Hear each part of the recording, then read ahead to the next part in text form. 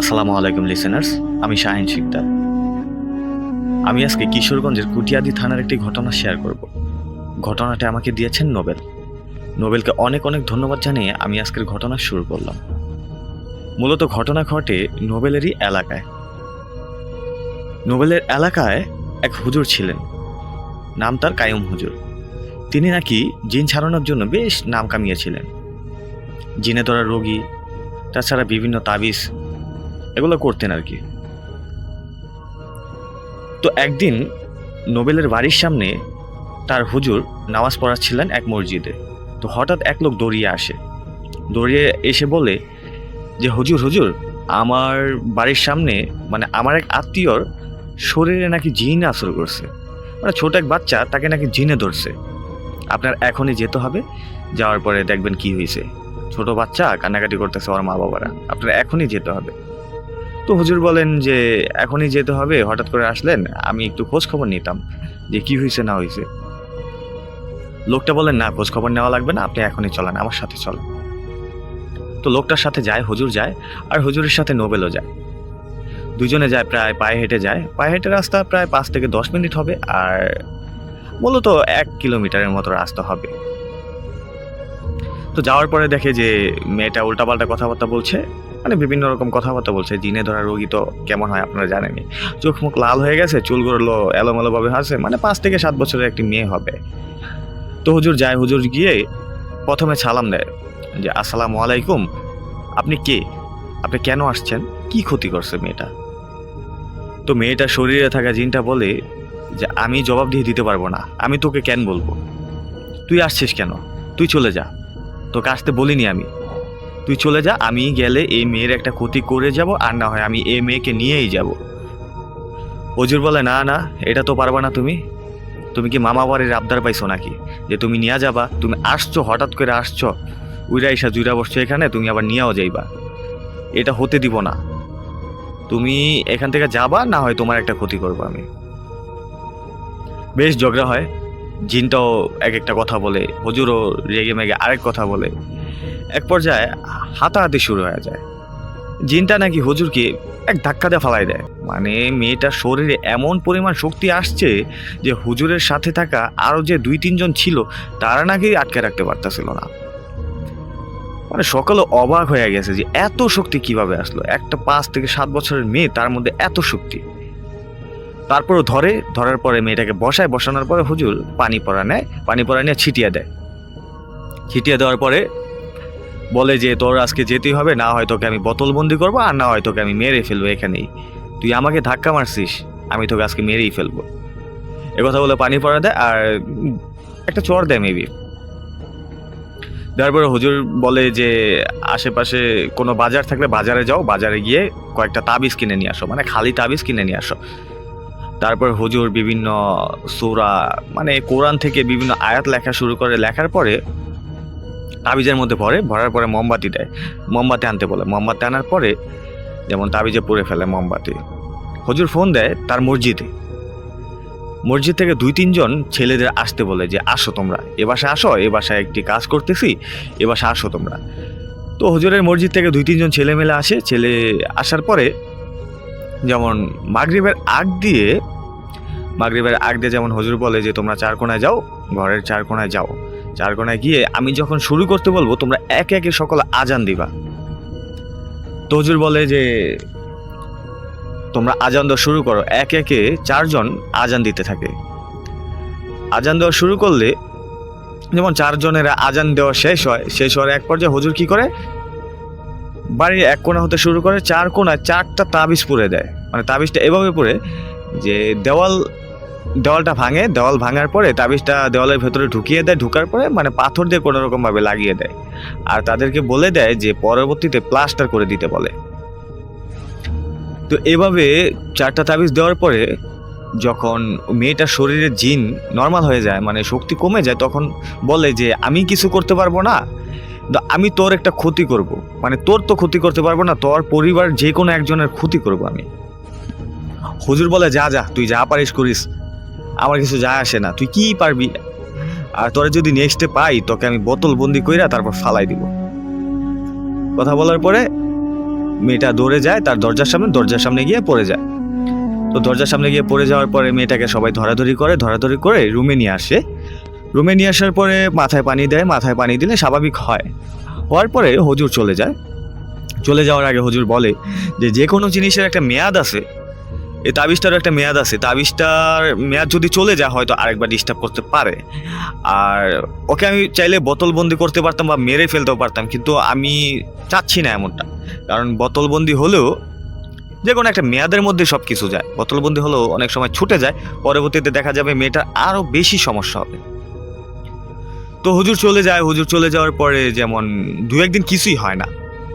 হুজুর একদিন যাচ্ছিল এশারে নামাজের সময় নামাজ পড়াতে। তো হুজুরের রাস্তার বাম পাশে ছিল হলুদ গাছ। হলুদ গাছে দেখে হুজুর বিভিন্ন রকম আওয়াজ শুনতে পায়। আওয়াজ শোনার পরে হুজুরকে টালিয়ে বালিয়ে কথা বলতে বলতে হুজুরকে ওইখানে ডাকতেছে, ওই জিনটা ওইখানে ডাকতেছে। হুজুর বুঝতে পারছিল যে ওই জিনটা ওইখানে আছে। তো হুজুর সামনে যায়, সামনে গিয়ে হুজুর বলে যে তুই আমার কিছু করতে পারবি না, তুই এখানে কি চাস? হুজুর খুব সাহসী ছিলেন তো, আর বুঝতে পারছে তুই এখানে কি চাস, তুই আমাকে কিছু করতে পারবি না। জিন বলে তুই পারলে এখানে আয়, দেখ আমি কিছু করতে পারি কি না পারি। হুজুরকে রাগ উঠায় দেয় মাথার মধ্যে। হুজুর দৌড়ায় যায়, একটা লাঠি ছিল হুজুর রাতে, দৌড়ায় যায় লাঠিতে মারতে। তো এখানে এক চোট মারামারি হয়, ধস্তাধস্তি হয়। হুজুর বুঝতে পারছিল না যে কি করবে। হুজুর ভাবছিল তার কিছুই হবে না, তাকে কিছু করতে পারবে না, ক্ষতি করতে পারবে না, কিন্তু ভীষণ ধস্তাধস্তি হয়। এক পর্যায়ে মসজিদে যাওয়ার জন্য মুসল্লিরা যাচ্ছিল নামাজের জন্য। তো তারা দেখার পরে হুজুরকে উদ্ধার করার পরে যখন হুজুরকে বাসায় নিয়ে যায়, বাসায় নিয়ে গোসল করায় দেয়। গোসল করায় হুজুরকে বলে হুজুর আজকে যাওয়া লাগবে না মসজিদে, আপনি রেস্ট করেন। তো হুজুর রেস্ট করে। তারপরে তার কয়েকদিন পরে হুজুর যাচ্ছিল গ্রামের এক হাটে যাচ্ছিল। তখন কিন্তু ভরা দুপুর। হাটে যাওয়ার ডান পাশে ছিল 2-3টা তাল গাছ আর বাম পাশে ছিল একটা পুকুর। আপনারা জানেন গ্রামে পুকুরের পাশে তাল গাছ থাকে বা নারিকেল গাছ, বিভিন্ন রকম গাছ বোনা থাকে। তো ওই রকমই ছিল জায়গাটা। তো তখন দেখে হুজুর তার সামনে দিয়ে কয়েক হাত সামনে দিয়ে একটা ছোট একটা মানুষের মতো পুকুর থেকে লাফ দিয়ে উঠলো, তার সামনে দিয়ে গিয়ে এক লাফে প্রায় চলে গেল তাল গাছের একদম আগায় চলে গেল। হুজুর বুঝতে পারছে এটা তো জিনের কাজ। হুজুর জানে না এটা যে ওই একই জিন। তো হুজুর বলে কি অবস্থা, তুই এখানে কেন? জিজ্ঞেস করতেছে তুই এখানে কেন, আমার কোনো ক্ষতি করতে পারবি না। হুজুরকে বলে যে তোর আমি ক্ষতি করতে পারবো না, কিন্তু এই পুকুরের মধ্যে তুই কয়েকদিন পরে একটা সারপ্রাইজ পাবি, তোরা অবাক করে দিবি এই পুকুরের মধ্যে। তুই আয়, তুই যা, তোরে আজকে কিছুই করুম না। হুজুর যায়। যাওয়ার পরে হাটে বাজার সদাই করে চলে আসার প্রায় 2 থেকে 3 দিন পর হুজুরের ছোট ছেলে হুজুরের ছোট ছেলেকে হুজুর আর খুঁজে পাচ্ছে না। এখানে খোঁজে, ওইখানে খোঁজে, আর খুঁজে পায় না। খুঁজে না পাওয়ার পরে হুজুরের যে স্ত্রী ছিলেন তিনি কান্নাকাটি জুড়ে দেয়। বাড়ির সকলে চলে আসে যে কি হয়েছে এমন কেন। তো ভীষণ কান্নাকাটি। হুজুর তো ব্যাপারটা আশ করতে পারে যে না আজকে কোনো না কোনো সমস্যা হয়েছে। হুজুর খোঁজাখুঁজি করে হুজুর আর কোথাও পায় না। তখন হুজুরের একটা কথা মনে পড়ে যে ওই দিন যে তাল গাছের ওইখান থেকে অবাবটা বলল যে তোর ক্ষতি আমি এখানেই করব। তো হুজুরের মাথায় টনক নড়ে, আমার ক্ষতি ওইখানে করবো, তাহলে কি ওইখানে কিছু হইল? হুজুর ইমোশনাল হয়ে যায়। ইমোশনাল হওয়ার পরে যেমন সবাইকে বলে শান্ত হও তোমরা, হারাই গেছে হয়তো আসবে মাইকিং করে মসজিদে যায় মাইকিং করার পরে যেমন তার ছাত্র ছিল কতগুলো, ছাত্রদেরকে বলে যে খুঁজে পাচ্ছি না, তোমরা একটু আসো, আমার মন বলছে যে ওইখানে কোনো সমস্যা হলে হয়েছে। ওইখানে যায়, ওইখানে গিয়ে দেখে হৃদয় বিদারক এক দৃশ্য, যে দৃশ্য কোনো বাবার পক্ষে মেনে নেওয়া সম্ভব না। হুজুর দেখেন কচুরি পানার নিচে তার ছেলের হাত পা দেখা যাচ্ছে। এতক্ষণে তার ছেলে আল্লাহ তাআলার ডাকে সাড়া দিয়ে ওপারে চলে গিয়েছেন। হুজুর ভীষণ কান্নাকাটি করে। বাবা কখনোই সন্তানের লাশ কাঁধে নিতে চায় না, আর এটা মেনে নেওয়া খুবই কষ্টকর। ছাত্ররা ওঠানোর পরে যেমন বাড়িতে নিয়ে আসার পরে অনেক ট্রাই করে। পানিতে ডুবে গেলে বাচ্চারা দেখবেন কুলার ভেতর ছাই নিয়ে অনেক কিছু করেন, অনেক চেষ্টা করেন। আসলে যে একবার মারা যায় সে তো আর কখনোই আসে না, কিন্তু মা বাবার মন তারা তো আর মানতে চায় না। এই কারণে যেমন অনেকক্ষণ রাখেন, অনেক ট্রাই করেন যে বাঁচানো যায় কি না, বা পানিতে ডুবে গেলে তো অনেক সময় শ্বাস নিঃশ্বাস বন্ধ হয়ে গেল অনেকে বাঁচা থাকে, তো হাসপাতালে নিয়ে যায়। তারপরেও হাসপাতালে নেওয়ার পরেও তাকে মৃত ঘোষণা করে, বাড়িতেও কিছুক্ষণ রাখা হয়। আসলে মারা গিয়েছেন অনেক আগেই, সবাই জানতে পারে, কিন্তু তারপরেও মা বাবার মন পরে যেমন কিছু করার থাকে না, দাফন কাফন কমপ্লিট করে তারপরে যেমন মাটি দিয়ে দেয়। ওইটার পর থেকে হুজুরের মন একদম ভেঙে যায়। হুজুর কিন্তু আগের মতো কাজকর্ম এখন করতেই পারে না, এখন প্রায় করেই না বলতে গেলে, কারণ তার যে ক্ষতি হয়েছে সে ক্ষতি আর কারো না হোক, আসলে এটা কারো পক্ষে মেনে নেওয়া সম্ভব না। তো আজকের মতো এই পর্যন্তই ছিল আমার ঘটনা।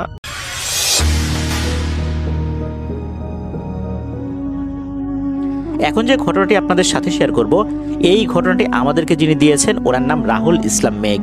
উনি একজন রেমিটেন্স যোদ্ধা ভাই, বর্তমানে রয়েছেন মালয়েশিয়াতে। উনি পেইন্টিংয়ের কাজ করেন সেখানে। ওনার বাড়ি যশোর জেলার শার্শা উপজেলার নিজামপুর ইউনিয়নের শ্রীকোনা গ্রামে। রাহুল ইসলাম মেঘ ভাই যে ঘটনাটি পাঠিয়েছেন, এই ঘটনাটির অন্যতম প্রত্যক্ষদর্শী উনি নিজেই। ঘটনাটি 2014 সালের ডিসেম্বর মাসের একদম শেষ দিকে বা জানুয়ারি মাসের একদম প্রথম সপ্তাহে ঘটেছিল বলে উনি আমাদেরকে জানিয়েছেন। ওই সময় ওনার 3 বন্ধু, এই মেঘ ভাই, রাকিব এবং তুষার, এই 3 জন মিলে একত্রে সব কাজ করতেন। খেলাধুলা, বেড়াতে যাওয়া, এর গাছের আম কাঁঠাল এগুলো চুরি করে খাওয়া, মানে প্রফেশনাল চোর না, দুষ্টুমি করে করতেন আর কি।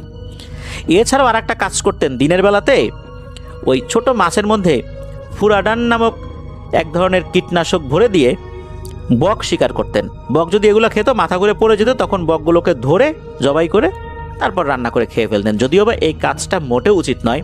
আল্লাহ সুবহানাহু ওয়া তাআলা প্রকৃতিতে কোনো কিছুই অনর্থক সৃষ্টি করেননি।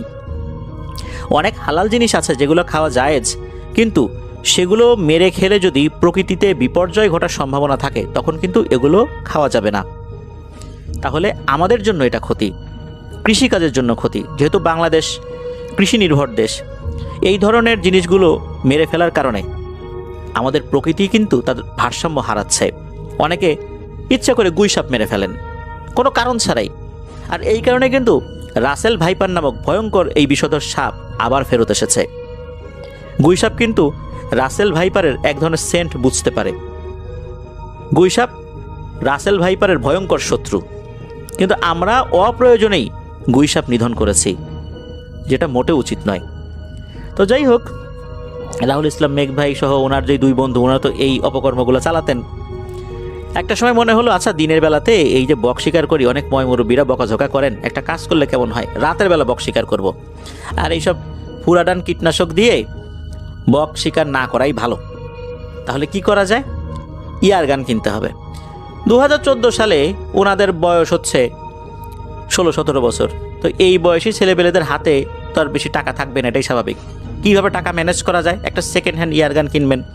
সেটা দেখেও ফেললেন, আলাপ আলোচনা করলেন, 7 কি 8 হাজার টাকা লাগবে ওই সময় এটা কিনতে গেলে। এত টাকা কীভাবে ম্যানেজ করবেন? তখন ওনারা চিন্তা করলেন, এবার চুরির কাজটা নিজ বাড়িতেই সমাধান করতে হবে। অর্থাৎ এই কাজটা নিজের বাড়ি থেকে শুরু করতে হবে, নাহলে তার হবে না। ওনারা তো ওরকম প্রফেশনাল চোর না, দুষ্টুমি করে চুরি করেন আর কি। তখন নিজ বাড়ির গোলা থেকে ধান, গম, ডাল এগুলো চুরি করে ওনারা মোটামুটি 3 জন মিলে এই পরিমাণ টাকা, অর্থাৎ ওই যে ইয়ারগান কেনার মতো যেই পরিমাণ টাকা লাগবে এই পরিমাণ টাকা গুছিয়ে ফেলেন। ইয়ারগান কিনেও ফেলেন। প্রথম দিকে রাতের বেলা ওনারা বক শিকার যখন করতে গিয়েছেন, দেখা গেল যে ওরকম বক ওনারা পাচ্ছেন না। তখন চিন্তা হলো যে কি করা যায়। 3 জন মিলে একটা সিদ্ধান্ত নিলেন যে নদীর ওপারে যে নির্জন চর রয়েছে, ওখানে অনেক কাশ বন আছে আর কি, ওখানে বড় বড় সাইজের বক সহ শঙ্খচূড় পাখিগুলো বসে। শঙ্খচূড় পাখিগুলো সাইজ অনেক বড় হয়, ওগুলো শিকার করা যেতে পারে। অন্তত ইয়ারগানের পয়সা তো উসুল করতে হবে। এইভাবে শুধু ইয়ারগান নিয়ে ঘোরাঘুরি করলে হবে? আবার মানুষজন দেখলেও সমস্যা। ইয়ারগান নিয়ে দিনের বেলা ঘোরাঘুরি করলে দেখা যাবে যে প্রশাসনের কোনো লোক যদি দেখে ফেলে তখন হবে আর একটা বিপদ। এই জন্য রাতের বেলাতে ইয়ারগান দিয়ে পাখি শিকার করবেন সিদ্ধান্ত নিলেন। আর একটা সিদ্ধান্ত হলো ওই নির্জন চরে ওনারা যাবেন। সেই কথা অনুযায়ী 3 জন মিলে বেরিয়ে গেলেন। এই মেঘ ভাইয়ের হাতে ছিল শক্তিশালী একটা চার্জার টর্চ লাইট, যেটা ওনার এক আত্মীয় মালয়েশিয়া থেকে পাঠিয়েছিলেন। অনেক আলো হতো, অনেক দূর পর্যন্ত দেখা যেত। ওনারা বাসা থেকে রাতের বেলা বের হয়েছেন, সময় কিন্তু প্রচণ্ড ঠান্ডার সময়, অর্থাৎ ডিসেম্বরের একদম শেষ দিকে বা জানুয়ারির শুরুর দিকে যদি আমরা চিন্তা করি, তখন তো ওরকমই ঠান্ডা পড়ে বাংলাদেশের আবহাওয়াতে আর কি। ওনার বাসা থেকে বের হয়ে কিছুটা পথ হেঁটে ওই নদী পার হওয়ার জন্য ছোট্ট একটা ডিঙি নৌকা আগে থেকে রেডি করে রেখেছিলেন। ওটা ওনাদের নিজেদেরই নৌকা আর কি। ওনারা ওই নৌকা দিয়ে ছোট্ট নদীটা পার হওয়ার পর ওই চরে চলে আসেন। আকাশে চাঁদের আলো মোটামুটি ভালোই ছিল, কুয়াশাও ছিল, তবে কুয়াশা যে অনেক বেশি ছিল তা না, দেখা যাচ্ছিল মোটামুটি অনেক কিছুই। চারদিকে শেয়ালের ডাক, ঝিঝি পোকার ডাক, নির্জন চর, চাঁদের আলো, কুয়াশা সব মিলে একটা অন্য রকমের পরিবেশ। ওরা তিনজন গল্প করতে করতে এগিয়ে যাচ্ছেন। একটা সময় ওনারা এমন একটা জায়গায় আসেন, সেখান থেকে কিছু বক দেখা যাচ্ছিল। এর মধ্যে একটা বড় সাইজের বককে টার্গেট করলেন এই মেঘ ভাই। ওনার হাতের নিশানা বাস ভালোই ছিল বলতে হবে। উনি ওই বককে টার্গেট করে যখন শ্যুট করেছেন, তখন দেখা গেল ওই বকের শরীরে গুলিটা লেগেছে। লাগার পর ওই বকটা কিছুটা উড়ে গিয়ে একটা জায়গায় পড়ে গেল। তখন এই মেঘ ভাই রাকিবকে বলছেন, রাকিব তুই যা, গিয়ে বকটা নিয়ে আয়। রাকিব আবার তুষারকে বলছে, তুষার তুই যা, তুই গিয়ে বকটা নিয়ে আয়। তুষার একবার রাকিবকে বলে, রাকিব একবার তুষারকে বলে। এরকম দুইজন বেশ কিছুক্ষণ ধাক্কাধাক্কি করার পর অবশেষে তুষারই গেল ওই বকটা আনার জন্য। তুষার বকটা আনতে গিয়েছে, আনতে যাওয়ার পর তুষার আর ফেরত আসে না। কি একটা সমস্যা, তুষার ফেরত আসছে না। তখন সময় প্রায় 10-15 মিনিট পার হয়ে গেছে। এদিকে চিন্তায় পড়ে গেলেন এই রাকিব এবং মেঘ ভাই, কোনো সমস্যা হলো কিনা। তখন এই রাকিবকে মেঘ ভাই বললেন যে, রাকিব যা তো, দেখ তো তুষারের কোনো সমস্যা হলো কিনা। তখন রাকিব ওই দিকটাতে যায়। যাবার পর তারও প্রায় 10-15 মিনিট পার হয়ে গেছে, তারও আসার কোনো নামগন্ধও নাই। এদিকে এই মেঘ ভাই একা একা ওখানে বসে আছেন ইয়ারগান নিয়ে। কিছুক্ষণ পর রাকিবের আওয়াজ আসে, যে এই মেঘ আয় আয়, এদিকে আয়, এদিকে অনেক বড় বড় বক দেখা যাচ্ছে। তখন মেঘ ভাই বলতেছে, এদিকে বলতে কোন দিকে? বলে এই যে এদিকে, এই পাশে একটা শ্মশান আছে না, এই সাইডে দেখা যাচ্ছে। তখন মেঘ ভাই এবার বলতেছে, দূর, ওই শ্মশানের ওইদিকে যাবো না, তুই তুষারকে পাইছিস কিনা বল, আর ওই বক যেটা পড়ছে ওইটা নিয়ে চলে আয়। রাকিব বলে, আরে এদিকে আয় না, একটু দেখ না, আসলেই বুঝতে পারবি, তারপর না হয় সিদ্ধান্ত নিস, অন্তত দেখে যায় এখানে এসে। তখন উনি আবার ওই কাশবনের মধ্যে ঢুকেছেন। ওখানে উনি এর আগেও এসেছিলেন, মোটামুটি আশপাশটা উনি চিনতেন। এটা এমন না যে উনি কখনো এর আগে আসেননি। ওনারা তো খুব ডান পিটে ছেলে ছিলেন, আশেপাশের বিস্তীর্ণ এলাকা ওনাদের সবই নখদর্পণে ছিল, কোন জায়গায় শ্মশান আছে, কোন জায়গায় কবরস্থান আছে, সবই ওনাদের জানা ছিল। তো উনি তখন ওই কাশবনের মধ্যে ঢুকেছেন। ঢোকার পর বলছে, কোন দিকে রে, তুই কোন দিকে আছিস? কাশবন তো বেশ বড় বড় হয়, উনি তো আসলে বুঝতে পারছেন না যে ঠিক কোন সাইডে রাকিব আছে। তো রাকিব একদিক থেকে আওয়াজ দেয়, এই যে এদিকে এদিকে আয়। তো শব্দের উৎস ধরে মেঘ ভাই ওদিকে এগিয়ে যাচ্ছেন। তো মেঘ ভাইয়ের সাথে কিন্তু কথোপকথন হচ্ছে। মেঘ ভাই বলছেন যে, এই তুষারকে কি দেখছিস? বলে যে, আরে তুষার মনে হয় পালাইছে রে, এখান থেকে বাড়িতে চলে গেছে, তুই এদিকে আয়। তখন উনি ওই শব্দের উৎস ধরে আগাতে থাকেন। আগাতে আগাতে একটা পর্যায়ে হঠাৎ করে কোনো কিছুর সাথে উনি হোঁচট খান। উনি দেখার চেষ্টা করেন উনি কিসের সাথে হোঁচট খেয়েছেন। মনে হলো নরম কোনো কিছুর সাথে। নিচ দিকে তাকিয়ে উনি তো চমকে ওঠেন। উনি দেখেন রাকিব কাদামাটির মধ্যে, মানে একদম মাখামাখি অবস্থায় পড়ে আছে, চিত হয়ে পড়ে আছে। এক ধরনের হালকা গোঙানির শব্দ তার মুখ থেকে ভেসে আসছে। ও পাশ থেকে কিন্তু তখনও ডাকছে, এই মেঘ এদিকে আয় এদিকে আয়, ওই যে রাকিবের কণ্ঠ নকল করে। উনি তো বুঝতে পারছেন ঘটনাটা কি হয়েছে, নিশ্চয়ই কোনো দুষ্টু পিশাচ ওনাকে ভুলিয়ে ভালিয়ে শ্মশানের দিকে নিয়ে যাচ্ছে। উনি তখন দ্রুত রাকিবকে সেন্সে আনার চেষ্টা করেন। রাকিব যে একদম সেন্সলেস অবস্থায় ছিল বিষয়টা এরকম না, কিছুক্ষণের মধ্যেই রাকিব সেন্সে চলে আসে। তখন রাকিবকে উনি প্রশ্ন করেন, এই তুষার কই, আর তোর এই অবস্থা কিভাবে হলো? তখন ওই রাকিব বলতে, তুষারের কথা পরে জিজ্ঞেস কর, তাড়াতাড়ি আমাকে এখান থেকে নিয়ে যান, নাহলে কিন্তু আমাদের দুইজনেরই মরতে হবে। এখন তুষারকে এখানে রাতের বেলা এই নির্জন চরে রেখে ওনারা কিভাবে যাবেন? ওনারা চিন্তা করতেছিলেন, কিন্তু রাকিব এতটাই ভয় পেয়েছে যে সে এখন তুষারকে খুঁজতে যেতে রাজি না। সে বলছে, তাড়াতাড়ি আমাকে এখান থেকে নিয়ে চল, আমি মনে হয় বাঁচবো না। তাড়াতাড়ি করে তখন ওই যে ডিঙি নৌকা যেখানে ছিল ওই দিকটাতে ওনারা যাওয়া শুরু করেন। ডিঙি নৌকা পেয়েও যান, ডিঙি নৌকাতে উঠেছেন, ছোট্ট নদীটা পারও হয়েছেন, বাড়ি পর্যন্ত চলেও আসেন। এই অবস্থাতে এইটুকু আসার পথে কিন্তু কোনো ধরনের কোনো সমস্যা হয়নি। আস্তে আস্তে একটা ভয়ঙ্কর তথ্য এই রাকিব দেন। রাকিব যখন তুষারকে খোঁজার জন্য ওই কাশবনের মধ্যে ঢুকেছেন, একটা টার্গেট করে যে ওই জায়গায় বক পড়েছে, হয়তো ওইটার আশেপাশে তুষার থাকতে পারে। তো ওই দিকটাতে যখন আর কি রাকিব গিয়েছে, উনি দেখে একটা সাদা শেয়াল, মোটামুটি বড় সাইজের একটা সাদা শেয়াল ওই বকটাকে, যেটাকে ওনারা ফায়ার করেছিলেন আর কি, ওই বকটাকে টেনে ছিঁড়ে খাচ্ছে। ওখানে যাওয়ার পরপরই নাকি ওই শেয়ালটা ভয়ঙ্কর দৃষ্টি নিয়ে এই রাকিবের দিকে তাকায়। শুধু তাকিয়েছে বিষয়টা এরকম না, ওই বকটাকে ছেড়ে দিয়ে সরাসরি আক্রমণ করে বসে রাকিবকে। রাকিবের সাথে ধস্তাধস্তি হচ্ছিল, আর ওই শেয়ালটা চেষ্টা করছিল রাকিবকে টেনে ওই শ্মশানের দিকে নিয়ে যেতে। একটা পর্যায়ের পারেনি, তখন নাকি এই শেয়ালটা তাকে ছেড়ে দিয়ে চলে যায়। তো এর মধ্যে হয়েছে কি আর একটা বিষয়, যখন ছেড়ে দিয়ে চলে যায় তার কিছুক্ষণ আগে নাকি এই রাকিব উনি মেঘ ভাইয়ের গলার কণ্ঠস্বর শুনেছিলেন, কার সাথে মনে হচ্ছে কথা বলতেছে। তার মানে হচ্ছে আর একটা দুষ্টু পিশাচ এই রাকিবের কণ্ঠ নকল করে তাকে একদিকে নিয়ে যাচ্ছিল, আর একটা পিশাচ এই রাকিবকে টেনে হিস্টে নিয়ে যাওয়ার চেষ্টা করছিল। এর মধ্যে যখন এই মেঘ ভাই ভুল করে হলেও রাকিবের খুব কাছাকাছি চলে আসে, তখন নাকি ওই সাদা শেয়ালটা তাকে ছেড়ে দিয়ে দৌড়ে অন্য কোথাও চলে যায়। ওই যাত্রায় আল্লাহর রহমত উনি বেঁচে যান, উনিও বেঁচেছেন, মেঘ ভাইও বেঁচেছেন, নাহলে এই দুইজনেরই ওই রাতে ভয়ঙ্কর বিপদ হয়ে যেত। ওনার বাড়িতে আসছেন, আসার পর চিন্তা করলেন যে তুষার মনে হয় ওই দিক দিয়ে বাড়িতে চলে গেছে, কিন্তু চলেই যদি যাবে তাকে তো নদী পার হতে হবে, আমাদের ডিঙি নৌকা তো এই পাশেই ছিল, ও কীভাবে গেল। তখন ওরা চিন্তা করলেন সকালবেলা, যেহেতু একটা ভয়ের ঘটনা ঘটে গেছে, সকালবেলা তুষারের খোঁজখবর করা যাবে। দুইজনই সকালবেলা এই তুষারদের বাড়িতে যান, গিয়ে শোনেন তুষার রাতেরবেলা বাড়িতে ফেরত আসেনি। যখন তুষারের পরিবার থেকে জানলো এই ঘটনা রাতেরবেলা হয়েছে, তখন তো এই রাকিব আর মেঘ ভাইকে তারা অনেক বকাঝকা করলেন এই ধরনের কর্মকাণ্ডের কারণে, যে তোরা আর ভালো হবি না, এরকম একটা কাজ তোরা করতে গেলি, এখন তুষারের কি হয়েছে এটা আমরা জানি না, খুঁজতে হবে। ওনারা তো ওই এলাকায় গিয়ে খোঁজাখুঁজি শুরু করেছেন, যে এলাকায় এই তুষার হারিয়ে গিয়েছিলেন। তন্ন তন্ন করে খুঁজেও তুষারের কোনো হদিস পাওয়া গেল না। 1 দিন 2 দিন 3 দিন পার হয়ে গেল, তুষারের কোনো হদিস পাওয়া গেল না। থানায় জিডি করা হলো, কোনো খোঁজ খবর নাই। এরপর ওনারা হুজুর কবিরাজের কাছে দৌড়াদৌড়ি শুরু করলেন, যাদেরকে ওনারা চিনতেন যে হ্যাঁ এনারা অনেক ভালো তথ্য দিতে পারেন। তাদের কাছে যাবার পরও তারা কোনো ধরনের কোনো তথ্য দিতে পারলেন না, তারা কিছুই বলতে পারেন না। অর্থাৎ এই তুষার সম্পর্কে কোনো ধরনের কোনো তথ্য তারা বেরই করতে পারছেন না। তবে একজন শুধু একটু বলতে পেরেছেন যে তুষারকে বাংলাদেশের কোনো বাংলাদেশের ভূখণ্ডের ভিতরে কোনো স্থানেই তাকে পাওয়া যাচ্ছে না, জাস্ট এতটুকুই বলতে উনি সক্ষম হয়েছেন। এছাড়া তুষার কি হয়েছে এটা তো জানা যাচ্ছে না।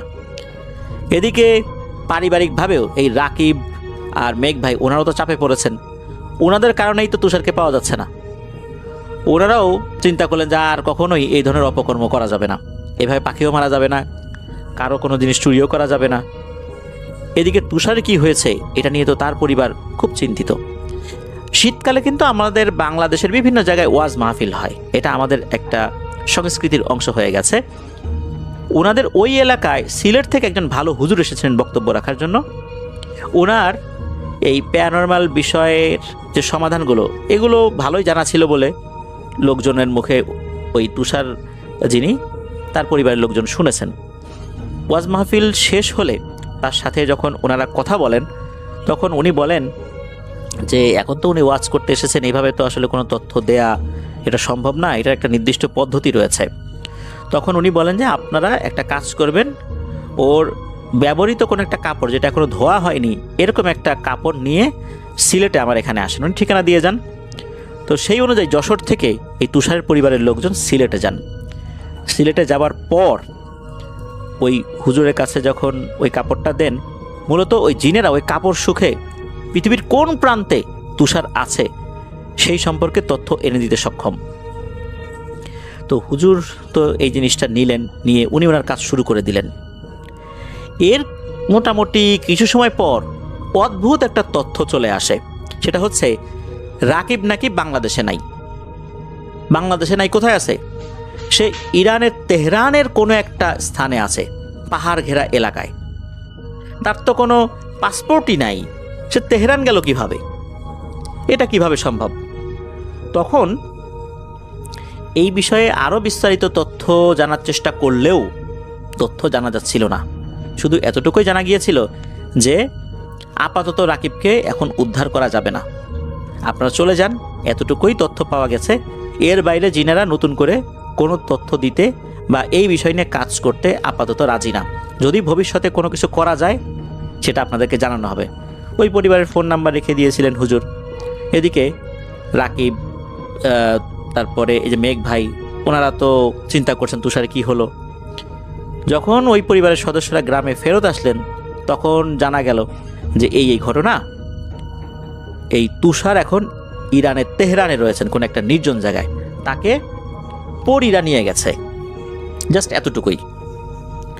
এদিকে ছেলেকে হারিয়ে ওই পরিবারের অবস্থা কেমন হতে পারে। তারা এরপরও বিভিন্ন জায়গায় যাওয়ার চেষ্টা করেছিলেন, কিন্তু মনে করলেন যে আর মনে হয় কোনো কাজ হবে না। তারপরেও কিছু কিছু জায়গায় গিয়েছিলেন। তারা ওই যে শুরুর দিকে যে হুজুর যারা কোনো ধরনের কোনো তথ্যই দিতে পারেননি, তারা ওই একই রকমের তথ্য জান। এই জন্য তো বলেছিলেন যে ইরানে আছে, কিন্তু অন্যরা আরও কিছুই জানতে পারেননি। এমন একটা অবস্থায় চলে যেতে থাকে সময়।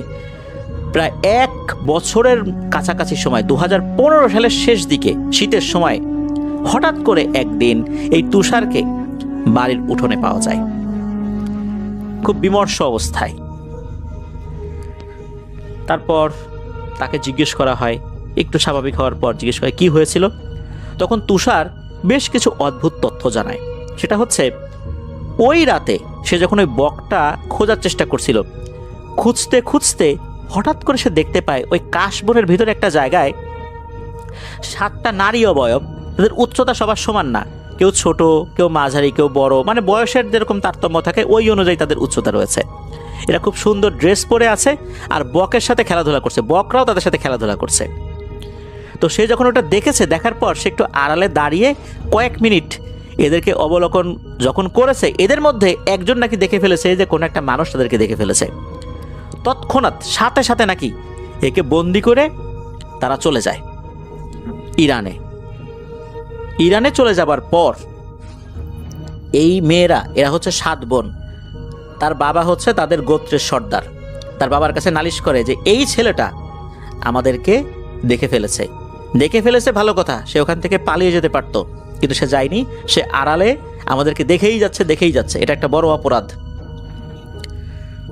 তুষার জানায় যে এই যেই পরীরা, এরা বছরের একটা নির্দিষ্ট সময় বাংলাদেশে আসে এরকম চর অঞ্চলগুলোতে, কারণ ইরানে তারা যেখানে থাকে সেখানে তো এরকম জলাশয় নেই, এই ধরনের বক সহ আরও বিভিন্ন ধরনের পাখি তারা দেখে না। তারা মূলত খেলাধুলা করার জন্যই বছরের একটা নির্দিষ্ট সময় এদিকটাতে আসে, আবার চলেও যায়। সেই অনুযায়ী তারা আসছিল, বকের সাথে খেলাধুলা করছিল। ওই সময় তুষার তাদেরকে দেখে ফেলেছে। এদিকে যে সর্দার, সে তো খুব ক্ষিপ্ত হয়, তোর এত বড় সাহস, তুই দেখছিস ভালো কথা, পালিয়ে গেলি না কেন, তোর তো কঠিন শাস্তি হবে। এরপরে তাকে নাকি ওইখানকার একটা কারাগারে বন্দি করা হয়, খাবার দেয়া হতো না, মাঝে মাঝে লাঠি দিয়ে পেটানো হতো। এরই মধ্যে হয় কি, এই যে 7 বোনের সবচেয়ে ছোট বোন যে, তার নাম হলো এলাহি আরা। এই এলাহি আরা, তার মনে এই তুষার জন্য এক ধরনের ভালোবাসার সৃষ্টি হয়। তাকে এরকম খাবার দাবার দেয় না, মারে। সে তো আসলে ওইভাবে বুঝতে পারেনি, বয়সও তো কম, 16-17 বছর বয়স। তখন এই এলাহি আরা তার বাবাকে বলে যে বাবা, তুমি ওকে এইভাবে মেরো না, এরকম কষ্ট দিও না। মেয়ের কথা অনুযায়ী ওকে বন্দি করে রাখা যদিও বা হয়েছে, তবে খাবার দাবার ঠিকঠাক মতো দেওয়া শুরু হয় আর তাকে নির্যাতন করা বন্ধ হয়। এদিকে হয় কি, এই এলাহিয়ারা মাঝে মাঝেই নাকি ওই তুষারের যেই বন্দিশালা ওখানে যেত, তাকে একটা জায়গায় বন্দি করে রাখা হয়েছিল, সেখানে অবশ্য এলাহিয়ারা সহ অনেকেরই অ্যাক্সেস ছিল, অর্থাৎ প্রবেশাধিকার ছিল। তো তুষারের সাথে আস্তে আস্তে একটু কথা হয়। এভাবে এই এলাহিয়ারা আর তুষার, এই দুজনের মধ্যে এক ধরনের ভালোবাসার সম্পর্ক সৃষ্টি হয়ে যায়। এটা নিয়ে শুরু হলো ওখানে আর একটা সমস্যা। এই এলাহিয়ারা তার বাবার কাছে এসে বলল যে তুষারকে ছেড়ে দিতে, সে তুষারকে বিয়ে করবে। তার বাবা বলে যে সর্বনাশ, এটা কি কোনো কথা, আমাদের এখানে তো এরকম নিয়ম নাই, আর তুমি সর্দারের মেয়ে হয়ে তুমি এই ধরনের একটা কথা বলো, এখানকার একটা নিয়ম আছে, সর্দার যদি এই ধরনের কাজ করে তাহলে অন্যরা কি করবে, তাদেরকে তো নিয়ন্ত্রণ করা যাবে না, এটা সম্ভব না। এদিকে এই মেয়ে তো একদম জেদ ধরে বসে আছে যে না, সে এই তুষারকে বিয়ে করবেই। তখন ওই সর্দারের যারা সভাসদ ছিলেন তারা তো সর্দারকে বলেন যে আপনি এই উৎপাতটাকে কেন এখানে আবার নিয়ে এসে এভাবে বন্দি করে রেখে দিছেন, এইটারে 2-4 ঘা লাগায় আবার ফেরত পাঠাই দিতেন। এখন তার একটা সমস্যা সৃষ্টি হয়ে গেল, এখন কি করা যাবে? একে যদি দেশেও ফেরত পাঠানো হয় তখন আপনার মেয়ে তো আবার ওর কাছে যাবে, আর একটা সমস্যা হবে। কি করা যায়? তখন সর্দার সিদ্ধান্ত নিলেন যে তুষারকে উনি মৃত্যুদণ্ড দেবেন। যখনই এলাহিয়ারা এই কথা শুনছে তখন নাকি এলাহিয়ারা সে তুলকালাম কাণ্ড বাঁধিয়ে বসে তার বাড়িতে। সে বলে যে যদি তুষারকে মেরে ফেলা হয় তাহলে সেও নাকি আত্মহত্যা করবে। এইটা নিয়ে এই সর্দারের বাসায়ও সমস্যা শুরু হয়ে গেল। একটা পর্যায়ে সর্দার সিদ্ধান্ত নিলেন যে তুষারকে তো উনি মারবেনই, তার মেয়েও যদি এতে বাধা সৃষ্টি হয় তাহলে উনি ওনার মেয়েকেও মেরে ফেলবেন। এদিকে মেয়ের অন্য যারা বোনেরা ছিল, মেয়ের মা ছিল, তারা তো এতে বাদ সাধলেন যে না, তুমি ওই ছেলেটাকে ওরা নিয়ে আসছে ঠিক আছে, ওকে পরে বিদায় দিতে পারতা, এখানে এখানে রেখে রেখে ওর সাথে এর একটা সম্পর্ক হয়ে গেছে, এখন আমরা পারিবারিকভাবে একটা সমস্যা ফেস করতেছি, সুতরাং এইভাবে আমরা আমার মেয়েকে হারাইতে পারবো না, আমার মেয়েকে বুঝাইতে হবে। কিভাবে কি করা যায়? তখন নাকি সর্দার তার মেয়েকে বুঝাইলেন এবং শর্ত দিলেন যে তুষারকে তার বাড়িতে ফেরত পাঠানো হবে। শর্ত হলো তুমি কখনো তুষারের ধারের কাছেও যেতে পারবে না। যদি তুমি কখনো যাও তাহলে কিন্তু সাথে সাথে তুষারকে মেরে ফেলা হবে। তুষারের বাঁচার এই একটা উপায় আছে, এখন তুমি সিদ্ধান্ত নাও কি করবা। শেষ পর্যন্ত নাকি এলাহিয়ারা এই সিদ্ধান্তেই সম্মত হয়েছিলেন। এলাহিয়ারা বলেছিলেন যে সে কখনোই তুষারের কাছে যাবে না, তুষারকে যেন না মারা হয়, তুষারকে তার বাড়িতে ফেরত পাঠানো হয়। এই শর্ত অনুযায়ী নাকি এই এতদিন পর তুষারকে বাড়িতে ফেরত পাঠানো হয়েছিল। এদিকে তুষার নাকি কোনোভাবে ফেরত আসতে চাচ্ছিল না, সে যাবে না ওখান থেকে, সে এলাহিয়ারাকে ছাড়া ওই পরিস্থান থেকে যাবে না, সে নিজের বাড়িতেও যাবে না। সে এমন একটা মোহে পড়ে গেছে, তাকে নাকি জোর করে ওই পরিস্থানের কিছু জিনেরা এসে বাড়িতে ফেরত দিয়ে যায়। এদিকে এলাহিয়ারাও তুষারের কাছে আর আসতে পারে না। এই যে এলাহিয়ারার সাথে তার একটা আন্তরিকতা তৈরি হয়ে যায়, প্রেম ভালোবাসা একটা সম্পর্ক সৃষ্টি হয়ে যায়, এরপর থেকে তুষার আর স্বাভাবিক জীবনে ফেরত আসতে পারেনি। এই শোকে মানে এলাহিয়ারার সাথে এই বিচ্ছেদের কারণে তুষার আধা পাগল হয়ে যায়। বেশ কিছু হুজুর দেখানো হলেও তারা জানিয়েছিলেন যে জিনের প্রভাবে তার এই সমস্যা হয়নি, মূলত তার একটা মানসিক সমস্যা হয়ে গেছে, এটা ডাক্তার দেখাতে হবে। পরিবার থেকে তার চিকিৎসা করা হয়েছে, এখনও সে ওই আধা পাগলের মতোই অবস্থায় আছে। মাঝে মাঝে সে নাকি ইরানের ওই ফার্সি ভাষায় কথা বলে, নিজে নিজেই কথা বলে। আর যদি তাকে বিয়ের কথা বলা হয় যে তুমি বিয়ে শাদী করো, সে বলে যে না, আমি বিয়ে শাদী করবো না, আমার তো বিয়ে হয়ে গেছে, এলাহিয়ারার সাথে বিয়ে হয়ে গেছে, আমি বিয়ে শাদী করবো না। এখনও সেই আধা পাগল অবস্থাতেই আছে। স্টিল নাও সে এই হালত নিয়েই বেঁচে আছেন। এলাহিয়ারাও আর কখনো তার কাছে আসতে পারেনি। এভাবেই দুইজন দুপাশেই রয়ে গেছেন। আর মানসিক ওই যে ধাক্কাটা, বিচ্ছেদের যে ধাক্কাটা, এই ধাক্কাটা বা এই ট্রমাটা আসলে এই তুষার উনি নিতে পারেন নাই, যার কারণে ওনার এই মানসিক বৈকল্য সৃষ্টি হয়েছে। তো আর একটা ব্যাপার, ওই যে শেয়াল, যেটা ওই শেয়ালটা কিন্তু আবার এই পরীদের সাথে কোনো সম্পর্কযুক্ত বিষয় ছিল না। সে মূলত আসলেই ওই শ্মশান থেকে আসছিল ওই বকটা খাওয়ার জন্য। আর ওইখানে আর একটা ধোঁয়াশা সৃষ্টি করা হয়েছিল যাতে করে এই মেঘ ভাইকেও শ্মশানের দিকে নিয়ে যাওয়া যায় আর এই রাকিবকেও নিয়ে যাওয়া যায়, কিন্তু এটা আল্লাহর রহমতে তারা পারেনি, ওনারা বেঁচে গিয়েছিলেন আর কি। তো এটাই ছিল ঘটনা। প্রিয় লিসেনার্স, আমরা শুনলাম এলাহিয়ারা আর তুষারের ঘটনা। নির্জন চরে বক শিকার করতে গিয়ে কী ধরনের একটা বিপদ হয়ে গিয়েছিল ওনাদের তিনজনের সাথেই। দুইজনের পরবর্তীতে কোনো কিছু আর না হলেও এই তুষার কিন্তু স্বাভাবিক জীবনে আর ফেরত আসতে পারেনি। দীর্ঘ প্রায় 1 বছর পরিস্থানে উনি বন্দি অবস্থায় কাটিয়েছেন। এর মধ্যে অনেক ঘটনা ঘটে গেছে, ওখান থেকে উনি আর আসতে চাচ্ছিলেন না। শেষ পর্যন্ত পরিস্থানের শৃঙ্খলা রক্ষা করার জন্য তাকে ফেরত দিয়ে যাওয়া হয়, আর শর্ত সাপেক্ষে। এলাহিয়ারাও আর তার কাছে আসতে পারেনি। এভাবেই কেটে যাচ্ছে তুষারের দিন।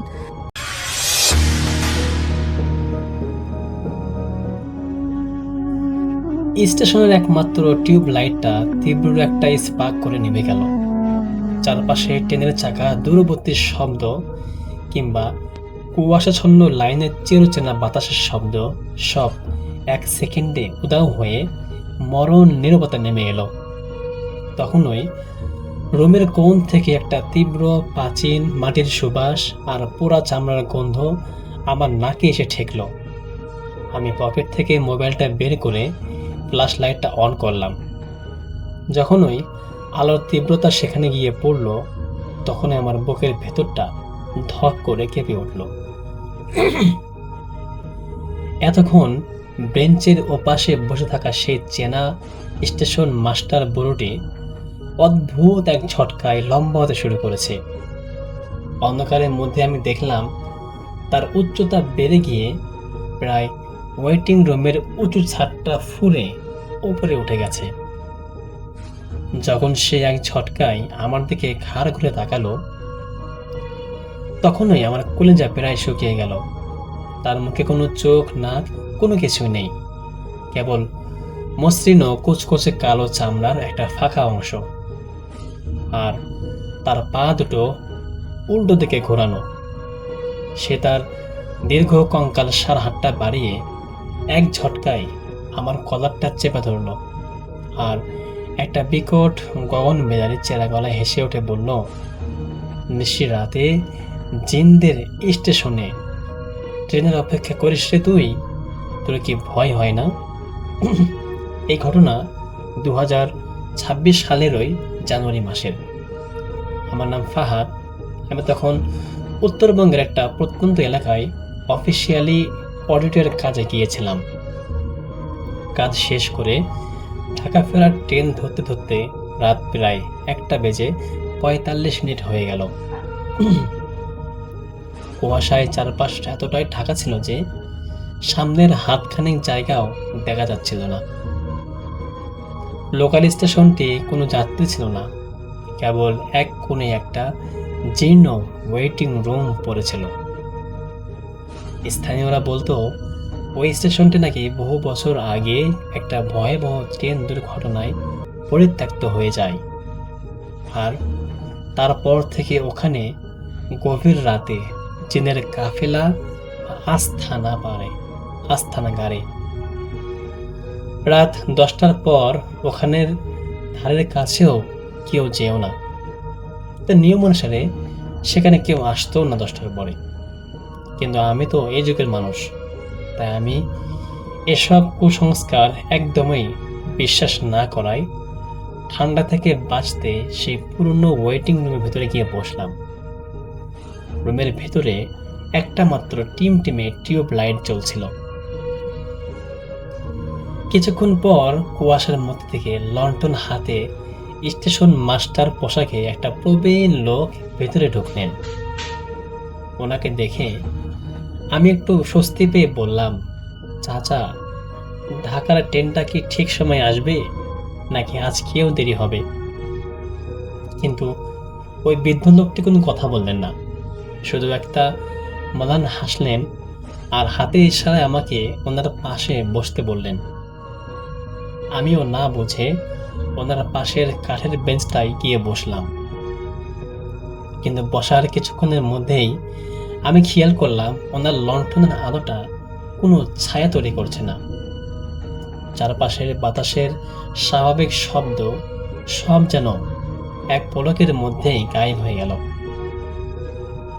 বাতাসে হঠাৎ করে একটা তীব্র গন্ধকের গন্ধ ছড়িয়ে পড়ল। ঠিক তখনই মাথার উপরে টিউব লাইটটা দপ করেই নিভে গেল। আমি অন্ধকারে দাঁড়িয়ে যখন আমার মোবাইলের বের করে ফ্ল্যাশ লাইটটা অন করলাম, তখন আলোর তীব্রতা ওনার উপর পড়তেই আমার পায়ের তলার মাটি একদম সরে গেল। আলোর নিচে ওনার শরীরটা অদ্ভুত এক ভঙ্গিতে মোচড় দিয়ে সোজা হয়ে উপরের দিকে বাড়তে শুরু করলো। এক পলকে ওনার উচ্চতা প্রায় সাধারণ মানুষের চেয়ে অন্তত 3 গুণ বেশি হয়ে গেল এবং মাথাটা গিয়ে ঠেকল ওয়েটিং রুমের জীর্ণ সিলিংয়ে। যখন সে ধীর গতিতে আমার দিকে ঘাড় ঘোরালো, আমি দেখলাম ওনার মুখে কোনো চোখ বা নাক বা চামড়া কোনো কিছু নেই, কেবল কুচকুচে কালো অন্ধকারের মতো একটা গর্ত। আর ওনার হাঁটু থেকে নিচের পা দুটো সম্পূর্ণ উল্টো দিকে ঘোরানো। ভয়ে আমার পুরো শরীর অবশ হয়ে গেল। পা দুটো মেঝের সিমেন্টের সাথে জ্যাম হয়ে গেল। সে তার সেই দীর্ঘ কঙ্কালসার হাতটা বাড়িয়ে এক ঝটকায় আমার গলাটা চেপে ধরল এবং আমাকে মেঝে থেকে অন্তত 2 ফুট ওপরে শূন্যে তুলে ফেলল। যখন আমি অক্সিজেনের অভাবে আমি ছটফট করতে লাগলাম, আর তার সেই অবয়বহীন মুখের ভেতর থেকে এক চেনা গলায় ফিসফিসানি ভেসে এলো। সে বলল, এই স্টেশন তো অনেক আগেই বন্ধ হয়ে গেছে, আর তোকেও এই অন্ধকারে যাত্রী হতে হবে। এই কথা বলতেই আমি আমার মনের সমস্ত শক্তি এক করে মনে মনে আয়াতুল কুরসি পড়তে শুরু করলাম।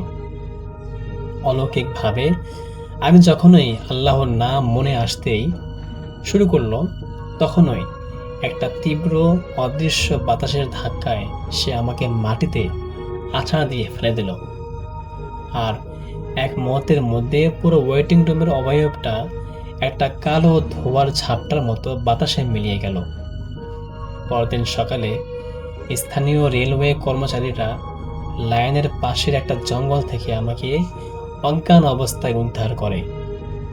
আমার জ্ঞান ফিরতে প্রায় 2 দিন সময় লেগেছিল এবং আমার গলায় সেই রাতে চেপে ধরা পুরো কালো রঙের নখের দাগ স্পষ্টই বসে গিয়েছিল। তারা জানিয়েছিল ওই স্টেশনটি না আসলে 1 দশক আগে পরিত্যক্ত হয়ে গিয়েছিল এবং ওই বুড়ো মানে ওই স্টেশন মাস্টারও সেই দুর্ঘটনায় মারা গিয়েছিল। যদিও আমি এখন সুস্থ আছি, কিন্তু আজও রাতে কোনো নির্জন স্টেশন বা ট্রেনের হুইসেল শুনলে আমার শরীর ভয়ে শিউরে ওঠে। আমার মনে হয় সেই ধ্বংসস্তূপের অন্ধকার থেকে সেই দীর্ঘ চিনটা আজও আমার দিকে হাত বাড়িয়ে ফিসফিস করে বলছে, পরের বার তোকে আর কোনো ট্রেনেই চড়তে দেব না। এই ছিল ভাই আজকের ঘটনা। আশা করছি আজকের ঘটনা আপনাদের ভালো লেগেছে। যদি ভালো লাগে আপনারা অবশ্যই লাইক কমেন্ট শেয়ার করবেন এবং দেখা হচ্ছে পরবর্তী কোনো এপিসোডে। আজকের মতো এখানেই বিদায়। আল্লাহ হাফেজ।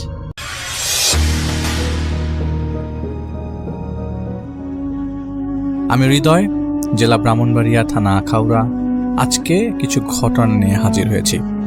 এখানে অনেকগুলো ছোট ছোট ঘটনা থাকবে, আর ঘটনাগুলো তার নানু বাড়ি, তার আশপাশের বাড়ি থেকে নেয়া। তার মার কাছ থেকে কিছু ঘটনা তিনি শুনেছেন এবং কিছু ঘটনার সাক্ষী তিনি নিজেও ছিলেন। আর ঘটনাটা তার নানা বাড়িকে কেন্দ্র করে একটি ঘটনা, যেটা আখাউড়া থানার কোনো একটা গ্রামে। সঙ্গত কারণে তিনি গ্রামের নাম প্রকাশ করেননি। তো তার নানা বহু আগেই দুনিয়া ছেড়ে পরপারে চলে গেছেন। তার নানার বেশ কিছু জায়গা জমি ছিল, কারণ তার নানা ওনার বাবার একমাত্র সন্তান ছিলেন। তারা প্রথমে ইন্ডিয়ার বাসিন্দা ছিলেন, ত্রিপুরা রাজ্যে। সেখানে তখনকার সময় মুসলিমদের উপর বেশ অত্যাচার করা হতো। সেই কারণে তার নানার বাড়িটা হয়েছে বর্তমানে আখাউড়াতে। তারা সেখান থেকে চেঞ্জ করে এখানে শিফট হয়ে গেছেন। যখন তারা এখানে এসছেন তখন সেখানে হিন্দু ফ্যামিলি অথবা হিন্দু ধর্মাবলম্বী লোকজন বসবাস করত এবং তাদের মাঝেই তার নানা বসবাস করা শুরু করে। এটা মুক্তিযোদ্ধার অনেক আগে, তো লিসনারদের বোঝার ক্ষেত্রে এতটুকু বর্ণনা দেওয়া। তার নানিও ছিলেন অনেক ধনী পরিবারের একজন মেয়ে। তো নানির বাবা মা মারা যাওয়ার পরে নানিকেও তার নানার জায়গায় একটি বাড়ির জায়গা ও পুকুর কিছু জমি কিনে দিয়ে যান, যা নানুর নামে ছিল। তো তার নানার বাড়ি ছিল তখনকার সময়ের মেন রাস্তার সাথে। তখন তো মাটির রাস্তা ছিল, আর রাস্তার পূর্ব পার ছিল নানার বাড়ি এবং এরপরে পুকুর ছিল, একটা বাঁশঝাড় ছিল। রাস্তার পশ্চিম পার ছিল নানুর বাড়ি, নানুর পুকুর ও বাঁশঝাড়। নানুদের বাড়ির পেছনেও ছিল বেশ অনেক বসত বাড়ি। তার গ্রামাঞ্চলে যে বাঁশঝাড়গুলো হয় সেগুলো আগের দিনেতে বেশ ঝোপঝাড় দিয়ে ভরা ছিল। সন্ধ্যা হলেই সেই জায়গায় বেশ নিস্তব্ধতা ছেয়ে যেত, নীরব হয়ে যেত চারপাশ। তো তারা নানার বাড়ি একটা বড় পুকুর ছিল। সেই পুকুরের একটা পার পুরোটাই ছিল বাঁশঝাড়, ঝোপঝাড় ছিল। 2টা বড় বড় তেঁতুল গাছ ছিল। তার সাথে লাগাও একটা সরু খাল গেছে পুকুরের পাশ দিয়ে। সেই বাঁশঝাড় দিয়ে পাশ দিয়ে একটা সরু খাল গেছে। সেই খালে তখনকার সময় মাছ ধরার একটা প্রচলন ছিল। গ্রামের অনেক মানুষজন সেখানে মাছ ধরতো রাতের বেলায়।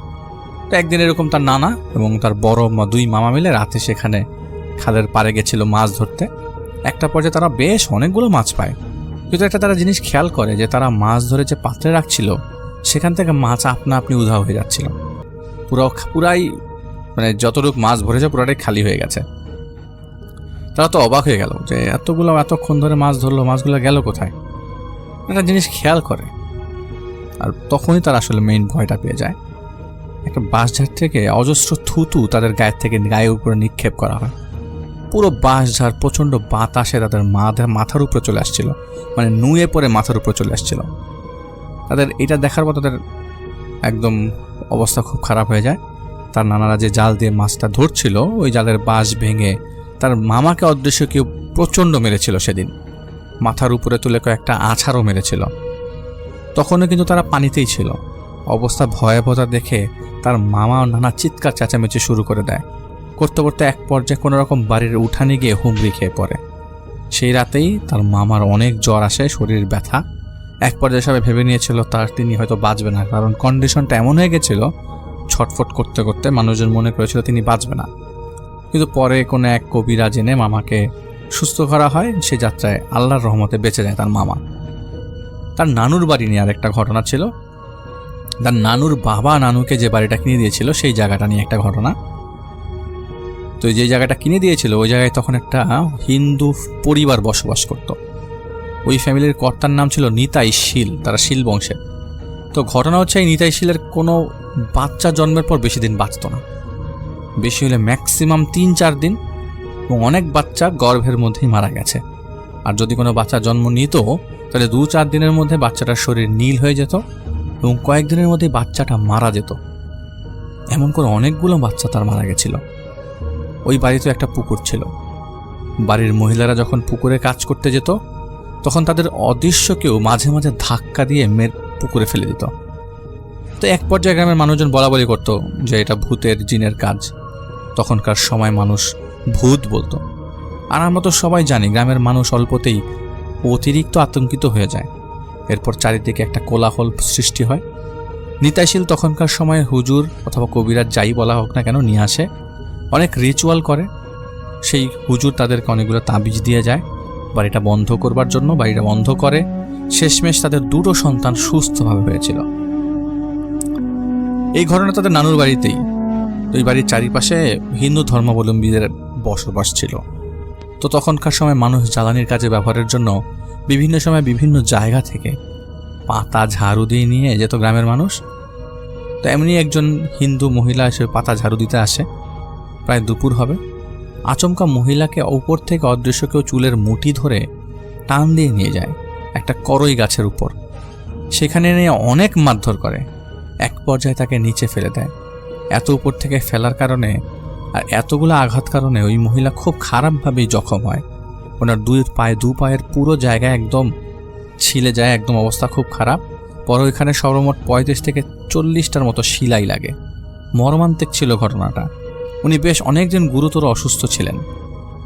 আরও অনেক ঘটনা সেই বাঁশঝাড়কে কেন্দ্র করে হয়, যা যিনি শেয়ার করেছেন হৃদয় ভাই, তার জন্মের অনেক আগের ঘটনা, তার আম্মার কাছ থেকে শোনা ঘটনা।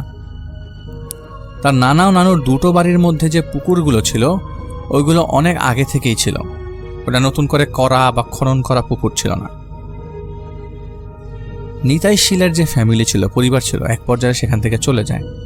তো তার নানু ওইখানে একটা বাড়িতে নতুন করে ওখানে বাড়ি তৈরি করে নতুন করে ওই জায়গাতে। তো তার নানু, তার আম্মা সহ বাকি আন্টিরা সবাই ওইখানেই থাকা শুরু করে। তারা তখন ছোট ছিল। তো মূলত 2টা বাড়ি মিলেই সবাই বসবাস করত। তো তার এক আন্টি ছিল, ওনার নাম ছিল করিমা, যেটি ছদ্মনাম, আর ফুল নামটা ইউজ করেন তিনি। উনি ছোট থেকে মোটামুটি বেশ সুন্দরী ছিল। গ্রামে তো তখন স্কুল ছিল না, যাও ছিল স্কুলগুলো তখন দূরে দূরে ছিল। তো তার আন্টি 2 গ্রাম পরে একটা স্কুলে লেখাপড়া করত। ও একদিন দুপুরবেলা স্কুল থেকে বাড়ি ফেরার পথে রাস্তার মধ্যে তিনি হঠাৎ বেহুশ হয়ে মাটিতে পড়ে যায়। তো তার নানা যেহেতু ওই জায়গায় পরিচিত মুখ ছিল, সবাই তার আন্টিকে চিনে ফেলে, নানা বাড়িতে এনে দিয়ে যায়। আন্টির যখন হুঁশ আসে জিজ্ঞেস করা হয় যে কি ব্যাপার, এরকম বেহুশ হলো কিভাবে তুমি? না আন্টি বলে, আমি কিছু জানি না, আমি হঠাৎ হাঁটছিলাম, পায়ের সাথে কিছু একটা লেগে আমি মাটিতে পড়ে যাই, এরপর আর কিছু মনে নাই। সবাই জিনিসটাকে আসলে স্বাভাবিকভাবেই নেয়। সবাই ভাবে যে মাটিতে পড়ে মাথায় আঘাত লাগার কারণে হয়তো বা মাথার কোনো একটা পোর্শনে হিট করেছে সেই জায়গাটা, যার কারণে তিনি বেহুশ হয়ে গেছে। বিষয়টা স্বাভাবিক ছিল না। ওই দিনের পর থেকে তার আন্টি প্রায় সময় হুটহাট বেহুশ হয়ে যেত। অনেক সময় আবোল তাবোল কথা বলতো, সবার সাথে বাজে আচরণ করত। তো তার নানা ওই বিষয়টা দেখে। ব্রাহ্মণবাড়িয়া শহর থেকে একজন কবিরাজ নিয়ে আসেন। সেই কবিরাজ বাড়িতে আসে সন্ধ্যার সময়, ওনার যা যা জিনিসপত্র লাগবে সব কিছু নিয়ে রিচুয়াল করে। এক পর্যায়ে কবিরাজ বলে আন্টিকে একটা মহিলা জিন আসর করেছে। বাড়ির সবাই তো এটা শুনে ভীষণ ভয় পায়।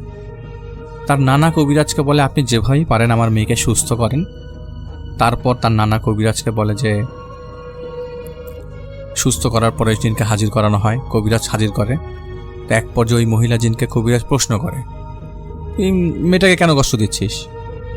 মহিলা জিন বলে, আমি রাস্তার পাশে বসে খাচ্ছিলাম, এই মেয়ে আমাকে লাথি দিয়েছে, একে তো ছাড়বো না।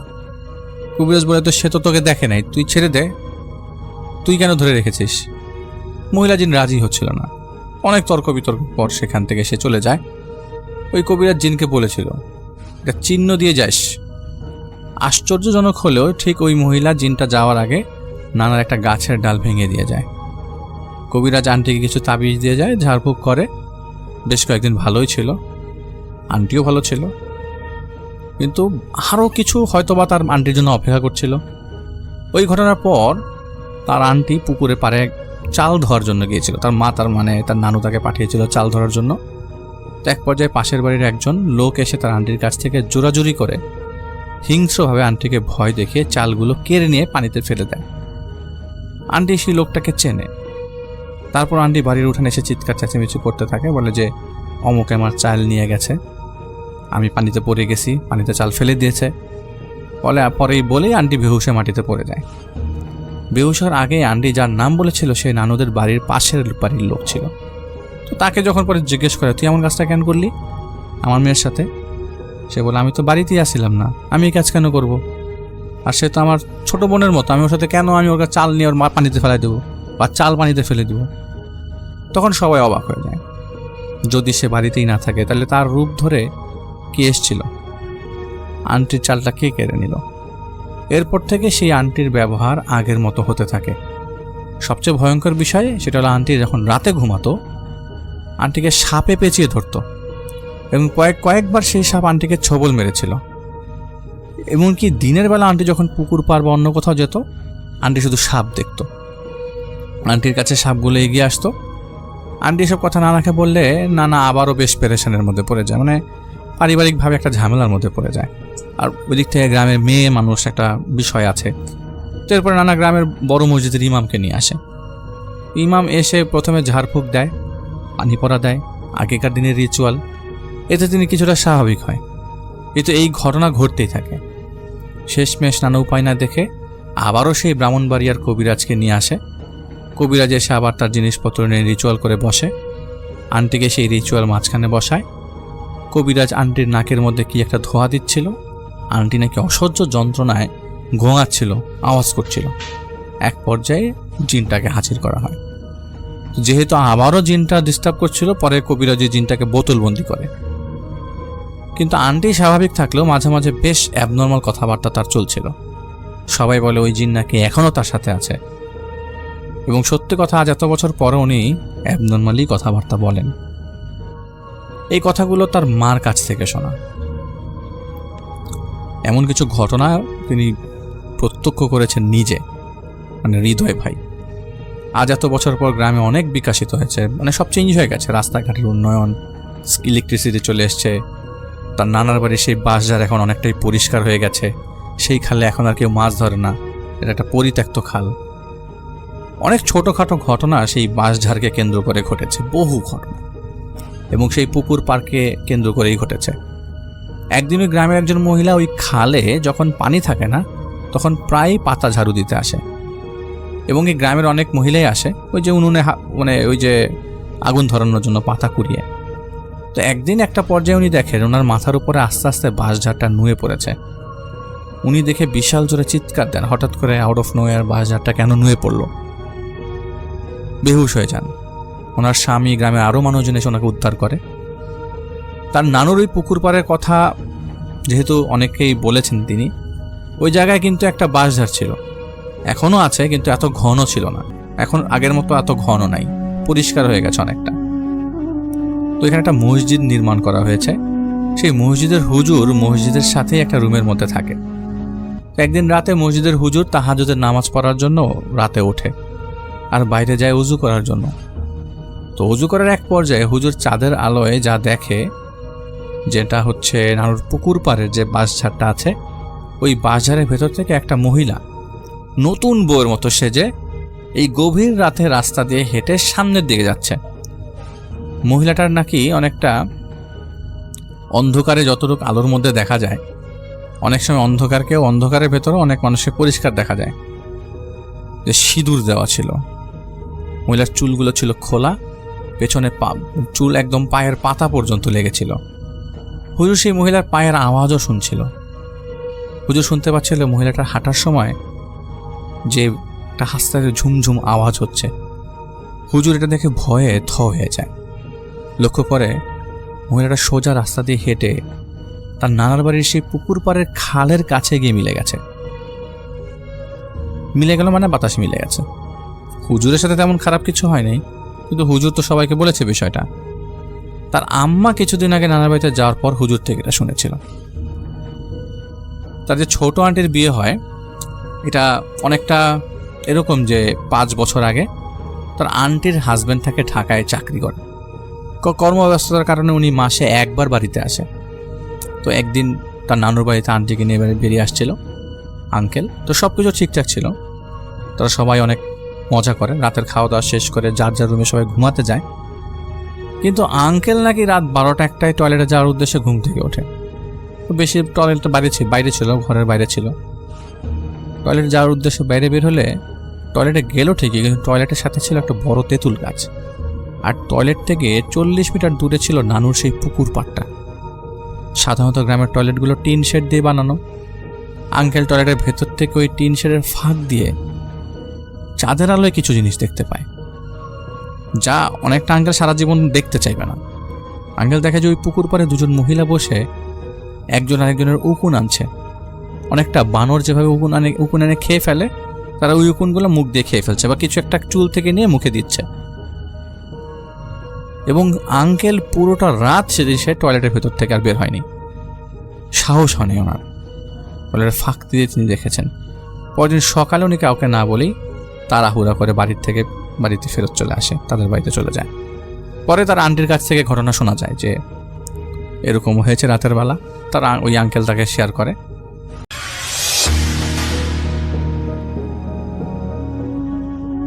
এই ঘটনাটি আমাদের সাথে শেয়ার করেছেন অনিল রবি, সংযুক্ত আরব আমিরাত থেকে।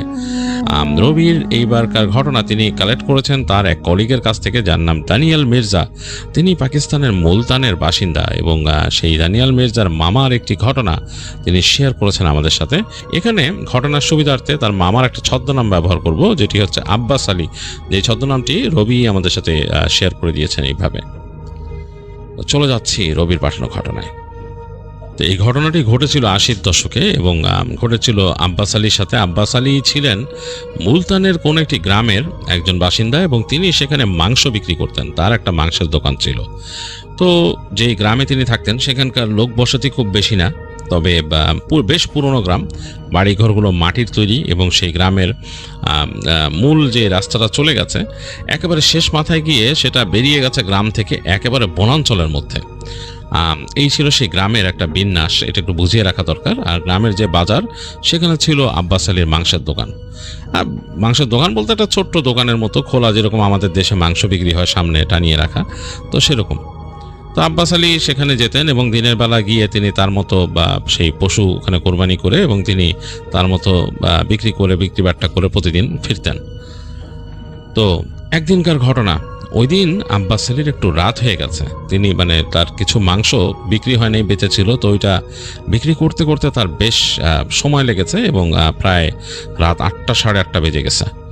তো তিনি ওই সময় মোটামুটি তার আগে তার যে অ্যাসিস্ট্যান্ট আছে তাকে বিদায় দিয়ে দিয়েছিলেন এবং তিনি চিন্তা করলেন যে এখন তিনি বাসায় যাবেন। তো এর মাঝে বেশ কিছু মাংস তার বিক্রি হয়নি, তো এটাকে তিনি তার মতো ব্যাগে ভরে তিনি দোকান গুছিয়ে ফেললেন, গুছিয়ে ফেলে তার মতো সব পরিষ্কার পরিচ্ছন্ন হয়ে তিনি রওনা দেবেন। তো যখন দোকানে ঝাঁপ নামাইছেন তখন কিন্তু তার এলাকার আশেপাশে পুরোপুরি নিঝুম হয়ে গেছে, কারণ তিনি বাজারে যেই সাইডটাতে বসতেন তার যে দোকানের পাশ থেকে কিন্তু রাস্তা চলে গেছে, ওইখানে আর মানে কিছু নাই, মানে কোনো এরপর আর কোনো দোকানপাট কিছু নাই, এরপরই রাস্তা এবং একেবারে একটা চিকন মাটির রাস্তা চলে গেছে, দুই পাশে বিশাল ফসলের মাঠ, এর মাঝে তাকে আসতে হবে। তো তিনি তার মতো হাত মুখ ধুইতে ধুইতে খেয়াল করলেন যে আশেপাশে কেউ নাই, মানে পুরা ফাঁকা, বাজারটাই ফাঁকা হয়ে গেছে। তো তিনি চিন্তা করলেন বেশি দেরি হয়ে গেল, এই কাস্টমারের আশায় বসে থেকে আর কি হবে, যাক গোশ যেগুলো আছে এগুলো নিয়ে যায়, বাসায় নিয়ে রান্না করতে বলবো বলে তিনি ব্যাগে ভরে রওনা দিলেন একসময়। তো হেঁটে আসতেছেন, আকাশে খুব সুন্দর একটা চাঁদ উঠছে এবং বেশ ঝিরিঝিরি বাতাস বইতেছে। তো ওইখানে বেশিরভাগ বাড়িঘরগুলো কিন্তু গ্রামে মাটির বাড়ি এবং এই মাটির বাড়িগুলো বেশ পুরনো, তো এইগুলো তিনি দেখতেছেন এবং তার কাছে বেশ অন্যরকম লাগতেছে। তো অনেক বাড়ি আছে এগুলো আবার অ্যাবান্ডন হয়ে গেছে, আর সেই সময় আসলে এত জায়গা জমির এত বেশি ছিল না, মানে এখন যেমন মানুষজন বেড়ে গেছে, মানুষজন জায়গার কদর করে, তখন এতটা বেশি ছিল না। ওখানে এমন আছে যে কোনো বাসাকেও ফেলে গেছে, ওখানে পড়ে আছে। তো তিনি দেখতে দেখতে যাচ্ছেন ওগুলা যে খালি বাড়ি পড়ে রয়েছে এবং চাঁদের আলোতে সেই খালি বাড়িটা কেমন জানি অন্যরকম লাগতেছে, মানে ভৌতিক একটা অবকাঠামোর মতো এরকম দেখতে দেখতে তিনি আসতেছেন। কিছু প্রাচীন গাছ দেখতেছেন, বেশ পুরনো প্রাচীন গাছ সেখানে আছে এবং ওইখানকার যে মানে আবহাওয়াটা বেশ সুন্দর বাতাস, শুষ্ক শুষ্ক বাতাস। তো এইভাবে করে তিনি যখন আসতেছেন, হঠাৎ করে তিনি খেয়াল করলেন একটা গাছের ফাঁক থেকে একজন মানুষ, মনে হচ্ছে একজন মানুষ এরকম কাঁধে উকি দিচ্ছে তার দিকে। আব্বাস আলী একটু চিন্তা করলেন যে এটা কে। তো তিনি একটু থতমত খেয়ে গেছেন, চিন্তা করছেন কে এরকম রাতের বেলা উকি দিচ্ছে, কিছু বোঝা যাচ্ছে না, মনে হচ্ছে যে একটা কালো রঙের মানে জব্বা পরা টাইপের এরকম উকি দিচ্ছে। তো আরেকটু পর তিনি খেয়াল করলেন যে ওই যে মানুষটা উকি দিচ্ছিল সে আস্তে আস্তে হেঁটে বেরিয়ে আসলো, বেরিয়ে এসে রাস্তার মাঝখানে দাঁড়ায় গেল, একেবারে রাস্তার মাঝখানে। তো তিনি থতমত খেয়ে গেছেন আব্বাস আলী যে রাস্তার মাঝখানে, বেশ উঁচু লম্বা, বেশ উঁচু একটা মানুষ। তো তিনি কাছে যখন যাচ্ছেন, একদম কাছে চলে গেছেন, তখন তিনি একটা কেমন যেন স্মেল পাচ্ছেন, স্মেলটা খুব অন্যরকম, মানে তার কাছে মনে হচ্ছে যে মানে সাধারণ যে আমরা যে সচরাচর যে হয়তো আতর বা এরকম ঘ্রাণ না, মানে বেশ উৎকট টাইপের, মনে হচ্ছে কাঠ কয়লা পোড়ানো একটা গন্ধ টাইপের এরকম আসতেছে সেই মানুষটার থেকে। বোঝা যাচ্ছে যে সেই মানুষটা হয়তো কয়লা টয়লা পোড়ায় যদি বসে থাকে সেখান থেকে গায়ে লাগে যেরকম সেরকম। তো মানুষটা তাকে জিজ্ঞেস করতেছে যে আব্বাস মিয়া কেমন আছেন, মানে তাকে উর্দুতে জিজ্ঞেস করতেছে আর কি। তো তিনি বলতেছেন যে তিনি দেখলেন যে লোকটা কিন্তু সালামের ধার দিয়ে যায় নাই, সাধারণত মানুষ সালাম দেয় ওখানে, মানে দেখা হলে সালাম দোয়া করে। তো সালাম এনে জিজ্ঞেস করছে আব্বাস মিয়া কেমন আছেন। তো তার কাছে এটা একটু অস্বস্তিকর লাগছে, তিনি একটু চিন্তা করে তিনি সালাম দিলেন। তিনি সালাম দিয়ে বললেন যে আপনি কে, তাকে উর্দুতে জিজ্ঞেস করতেছে যে আপনি কে। তো ওই লোকটা উত্তর দিল না সালামে, সে বলল যে আমি এখানেরই লোক, এখানেই বাস করি। তো আব্বাস আলী এতক্ষণ কিন্তু মানে কাছে আস্তে আস্তে কথা বলতেছিল, তো এখন সে কমপ্লিটলি থেমে গেল লোকটার কাছে এসে, মানে প্রায় 3 ফিটের মতো দূরত্ব দুজনের মধ্যে। তো আব্বাস আলী খেয়াল করতেছে যে একটা উৎকট গন্ধটা আরো প্রকট হয়ে গেছে, সে বুঝতে পারতেছে যে এই লোকটার কাছ থেকে আসতেছে, যে সে একটা একদম কাঠকয়লা পোড়ানো জায়গায় বসেছিল, এরকম একটা উৎকট গন্ধ, এবং তার চেহারা ভালো মতো দেখা যাচ্ছে না, মাথায় একটা পাগড়িটা পরা এবং সে চাঁদ যেহেতু তার পেছনে গাছগাছালির ফাঁক দিয়ে আলো এসে তার মাথায় পড়ে, তার চেহারা বোঝা যাচ্ছে না, বোঝা যাচ্ছে যে চেহারাটা ডার্ক, মানে খুব একটা ভালো মতো বোঝা যাচ্ছে না। তো লোকটা তাকে জিজ্ঞেস করলো যে আপনার ব্যাগে কি গোশ? তো আব্বাস আলী বললো যে হ্যাঁ গোশ। বলে এগুলো বেচতে পারেন নাই? তখন বলতেছে যে হ্যাঁ বেচতে পারি নাই, বাসায় নিয়ে যাচ্ছি। কেন, কি সমস্যা কি, এটা সম্বন্ধে আপনি কেন জানতে চাচ্ছেন? এটা আমার পার্সোনাল জিনিস। তখন বলে আচ্ছা ওইটা কোনো কথা না, আমার দরকার ছিল আপনার সাথে, এর জন্য আমি আপনার ওখানে আজকে আসতাম, কিন্তু আজকে আসা হয়নি। আব্বাস আলী তখন বলতেছে যে আমার তো ব্যবসা বন্ধ হয়ে যায় অনেক আগে, আমি তো অনেক পরে বেরিয়েছি, আপনি আসতে তো আগেই আসতে পারতেন। বলে না, পরে ভাবলাম যে আপনি এদিক দিয়েই যাবেন। তো তখন বললো আপনাকে আমি চিনি, আপনার নাম কি? বলে আমার নাম দিয়ে আপনার কি দরকার? আমার গোশ দরকার, আমি গোশ কিনবো আপনার থেকে, তবে আমার একটা কালো গরুর গোশ দরকার এবং অনেক গোশ দরকার। তো তো আব্বাস আলী একটু চিন্তায় পড়লো যে অনেক গোশ মানে কত গোশ দরকার আপনার? তো বলছে 3 মনের মতো হবে, 3 মনের মতো গোশ দরকার। তো 3 মন গোশ শুনে একটু মানে আব্বাস আলী একটু থতমত খাইলেন, কারণ তার পুরো একটা গরু এখানে হয়তো লাগবে। তো তিনি বললেন যে পুরো 3 মন লাগবে? বলে হ্যাঁ। বলে তাহলে বলে কবে? মানে আমি তো এটা আমার প্রিপারেশন নিতে হবে, গরু আনাইতে হবে এরকম। বলে আপনি এক কাজ করেন, পরশুদিন আমার জন্য এই একটা কালী গরু আনবেন, কালো গরু, কিন্তু কালো গরু হবে, এবং কালো গরুটাকে আপনি করবেন 3 মনের মতো মাংস হিসাব করে আমার জন্য রেডি করবেন, এবং কাহিনী হচ্ছে মাংসটা পৌঁছায় দিতে হবে আমাকে। তো আব্বাস আলী বললো কোথায় পৌঁছাইতে হবে? এই গ্রামেই? বলে গ্রামের থেকে একটু পাশে, ওইখানে আপনার যাইতে হবে, গ্রাম ছাড়াই বেরোতে হবে ওই সামনে রাস্তা দিয়ে। তো আব্বাস আলী বললো আমি ওখানে তো কখনো যাইনি। বলে যাইতে পারবেন, কাউকে জিজ্ঞেস করলেই আপনাকে ওই ঠিকানা দিয়ে দিবে। তো বললো কোথায়? বলে ওখানে একটা দরগা আছে, ওই সামনে এই রাস্তা দিয়ে সোজা গেলে গ্রামের শেষে একটা দরগা আছে। তো ওই দরগা পার হয়ে গেলে আরও মাইলখানেক গেলেই আপনি পাবেন, ওইখানে আমাদের ওখানে জঙ্গল শুরু হয়েছে, জঙ্গলের কাছেই আমাদের আছে, কমিউনিটি থাকে, ওখানে গেলে পাবেন, ওইখানে নিয়ে আসলেই হবে। এবং মাংস কিন্তু আমাদের লাগবে, সন্ধ্যার মধ্যে লাগবে। তো আব্বাস আলী বললো যে আচ্ছা ঠিক আছে, সন্ধ্যার মধ্যে আমি তো গরু রেডি করে ফেলবো আগেই আর এসে, তবে আপনাকে যে এরকম গরুর অর্ডার পুরা দিলে, এবং আপনি যেভাবে বলছেন কালো গরু লাগবে, বলে হ্যাঁ কালো গরু, কোনো নিখুঁত, কোনো খুঁত থাকা যাবে না এরকম। তো বলে আচ্ছা সেটা আমি দেখে কিনলাম। বলে এরকম করতে গেলে তো আমাকে আগে কেনা লাগবে, আপনাকে আগে টাকা দেওয়া লাগবে। বলে এটা কোনো সমস্যাই না। বলে লোকটা তাকে একটা এরকম পাউচ বাড়ায় তুললো সামনে, মানে একটা ব্যাগের মতো। তো ব্যাগটা হাতে নিল আব্বাস আলী, হাতে নিয়ে দেখতেছে যে একটা চামড়ার খসখসে এরকমই। তো বলতেছে যে গুনেন, এখানে গুনেন, টাকা গুনেন, এখানে ভিতরে পয়সা আছে, গুনে নেন। তো আব্বাস আলী বললো যে অন্ধকারে এখানে আমি গুনবো? কয় যে আপনি ওখানে যে ঘুরেন, মানে চাঁদের আলো আছে, চাঁদের আলোতে দেখে দেখে গুনেন। তো আব্বাস আলী একটু অস্বস্তিতে পড়ে গেল, রাতের বেলা এরকম রাস্তার মধ্যে দাঁড়ায়, এটা কি একটা অবস্থা হয়েছে। তো সে মানে লোকটা বলছে গুনেন, হ্যাঁ গুনে দেখেন, গুনে নিতে হয় টাকা।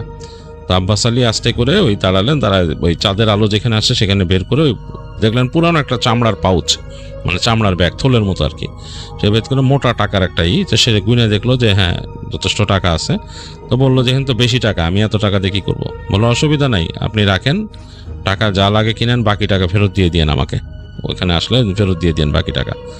তা আব্বাস আলী মোটামুটি বুঝলো যে ওখানে মোটামুটি বেশ খানিকটা বেশি টাকাই আছে। তিনি বলতেছেন যে আমার এত লাগবে না, এখান থেকে নিয়ে যান কিছু, আমার মাংসের দাম সব মিলে।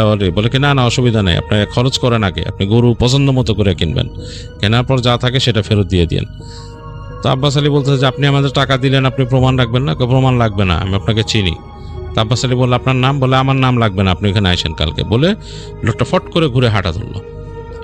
আব্বাস আলী একেবারে থতমত খেয়ে গেল যে লোকটা হেঁটে চলে যাচ্ছে, সে দেখতেছে মানে এই গাছের ফাঁক দিয়ে যে চাঁদের আলো পড়তেছে, তার গায়ের মধ্যে যে কালো একটা আলখাল্লা পরা সেটার মধ্যে পড়তেছে, এবং মাথাও সে ঢেকে নিছে। তো আব্বাস আলী কিছুক্ষণ দাঁড়ায় থাকলো ঠায়, এর মধ্যে দেখলো যে বাতাস আসতেছে, তার একটু ঠান্ডা লাগতেছে, তাড়াতাড়ি সে টাকাটাকে আবার ঢুকায়, এবং সে পাউচ সহই আর কি সে ভালো মতো ঢুকায়। সে আস্তে করে সেটা তার কোমরে লাগাইলো, কোমরে রেখে মানে বেঁধে নিল আর কি কোমরের ইসের সাথে। তার এমনি টাকা পয়সার একটা এমনি থলি থাকতো, ওটার সাথে বেঁধে নিল, বেঁধে নিয়ে সে আবার রওনা দিল তার হাতের গোশ নিয়ে। তো এইভাবে সে বাসায় চলে আসলো। বাসায় এসে সে তার স্ত্রীকে ডাক দিল, এবং তার স্ত্রীও আসলো।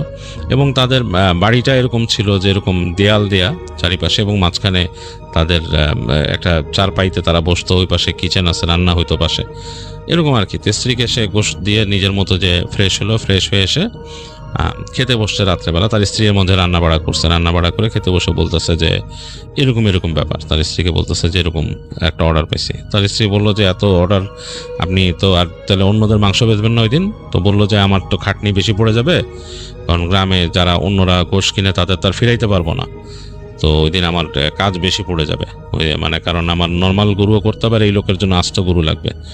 তো যাই হোক দেখি কাজ করি, কি করব। তো তার স্ত্রী বলতেছে যে আপনি আবার এটা পৌঁছায় দেওয়ার দায়িত্ব নিয়েছেন কেন এত দূর? সেই লোকের মাংস দরকার, সে এসে নিয়ে যেত আপনার থেকে। বলে এখন কী করবো? সে তো বলছে টাকা পয়সা খরচ সবই দিবে, এবং এখন এত টাকা দিয়ে দিচ্ছে আমাকে এক্সট্রা, যদি মানে যা প্রয়োজন হয় ভাঙতে বলছে এখান থেকে। তো তার স্ত্রী তাকে বলে যে আপনার ব্যবসা আপনি ভালো বোঝেন, আমি আর কি বলবো, দেখেন কি করবেন। তো আব্বাস আলী খাওয়া দাওয়া করে মানে অনেকক্ষণ শুয়ে থেকে তারপর ঘুমা যায় আর কি ওই দিন। তো পরের দিন খুব ভোরে উঠে সে চলে যায় তার পশু কেনার জন্য, যেখান থেকে পশু কিনে নিয়ে যায় সে সেখানে।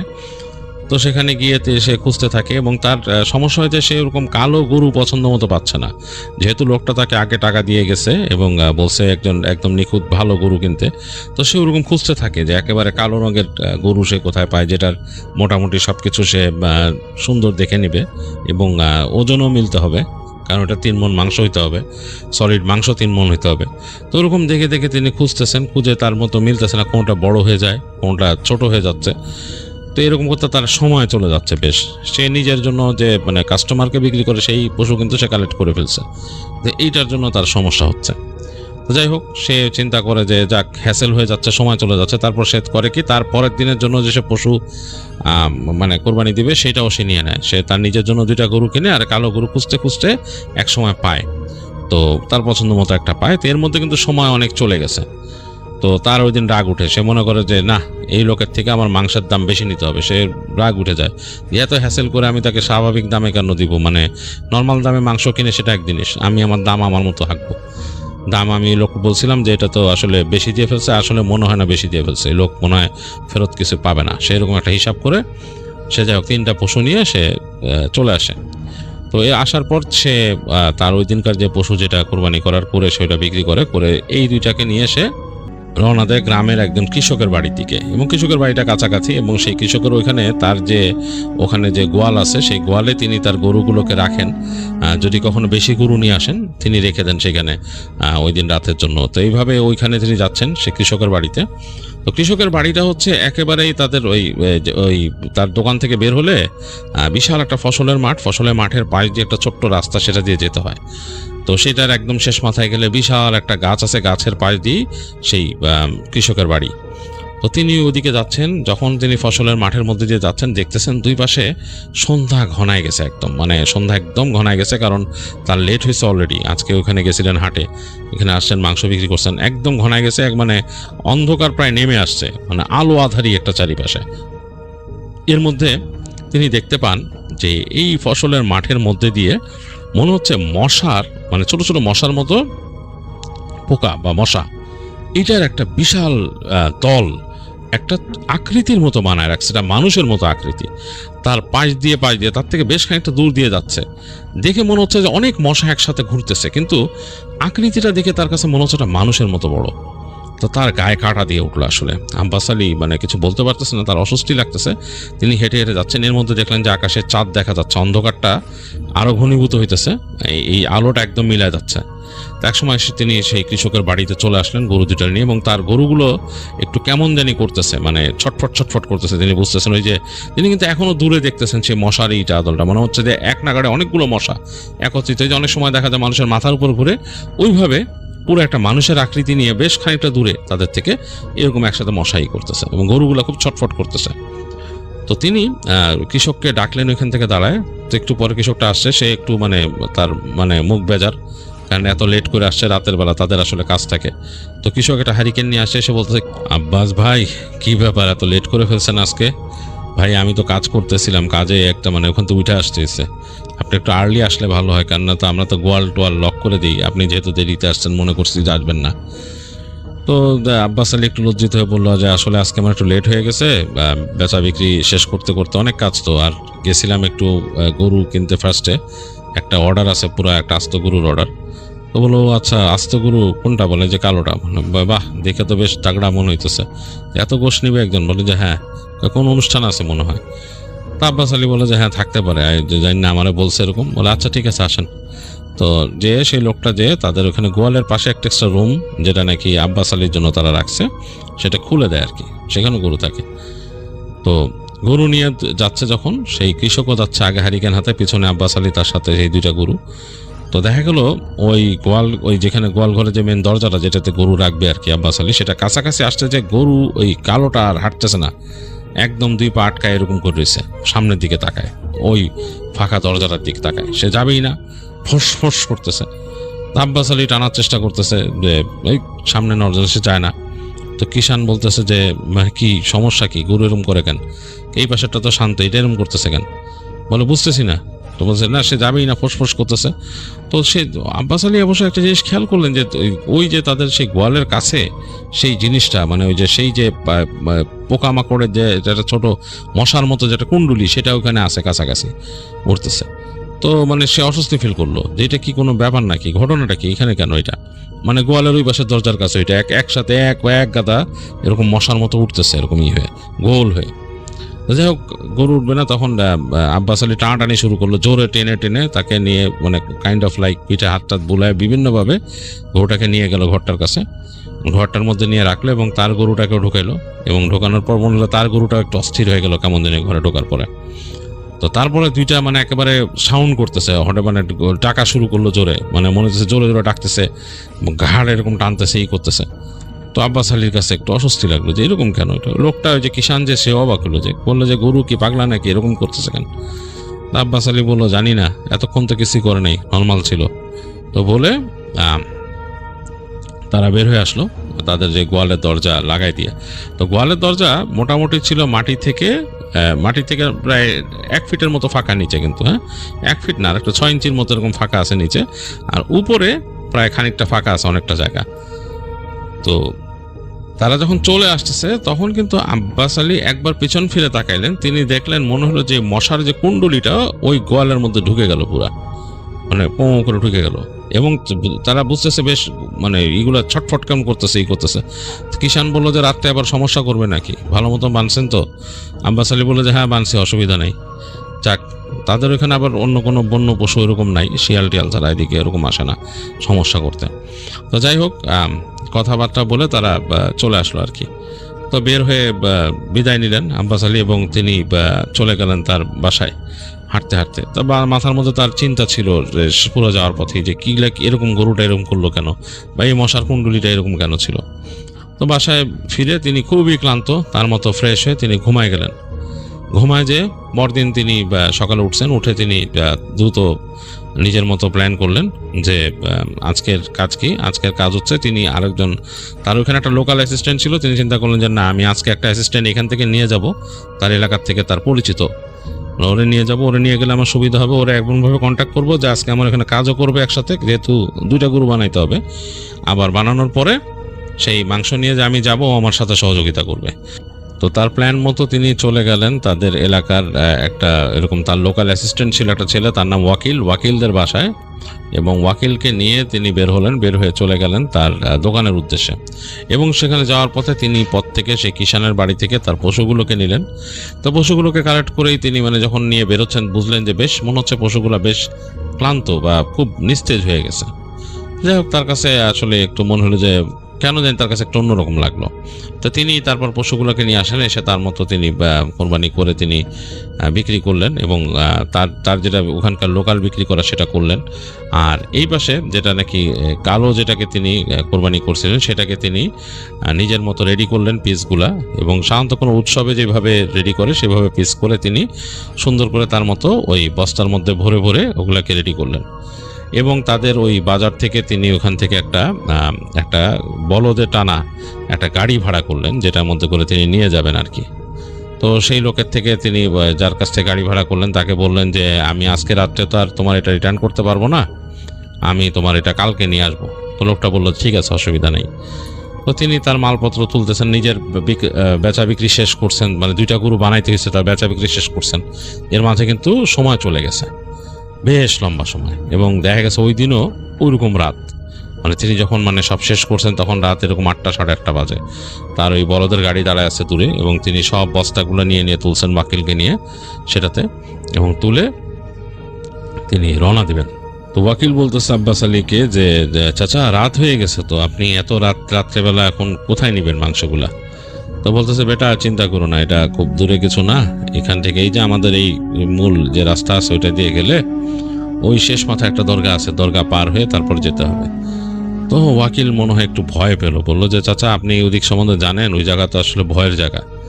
মানে বলে এখান থেকে তো বের হয়ে ওই রাস্তা দিয়ে কেউ যায় না, ওই রাস্তাটা ব্যবহারই করে না মানুষ, কেন ওইখান থেকে আগে লাকড়ি ঢুকতো, আসে গ্রামের মধ্যে লাকড়ি ঢুকতো, যারা লাকড়ি কাটতো তারা আনতো। তো ওরা এখন লাকড়ি আনাও ছেড়ে দিছে ওদিক থেকে, কারণ তারা ভয় পায় ওখানে।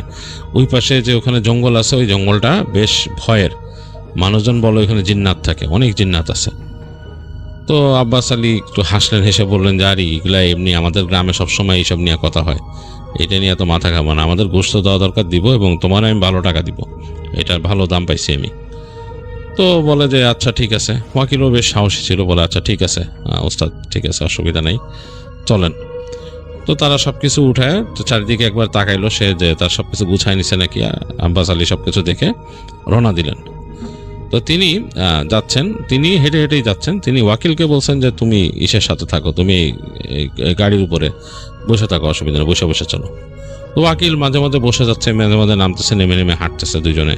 এবং রাত, বেশ সুন্দর রাত, বাতাস বইতেছে, মৃদুমন্দ বাতাস, গ্রামের রাস্তা, ক্যাচ ক্যাচ ক্যাচ ক্যাচ শব্দ হইতেছে তাদের যে এই গরুর গাড়ির যে চাকার সাউন্ড, এটা বলদের গাড়িতে যাচ্ছে যে সাউন্ড হচ্ছে, ক্যাচ ক্যাচ ক্যাচ ক্যাচ করে সাউন্ড হচ্ছে, আর রাস্তা দিয়ে চলতেছে। এবং দেখতেছে যে পুরা গ্রামের এই সাইডটা ঘুমাই গেছে, মানুষজন নাই।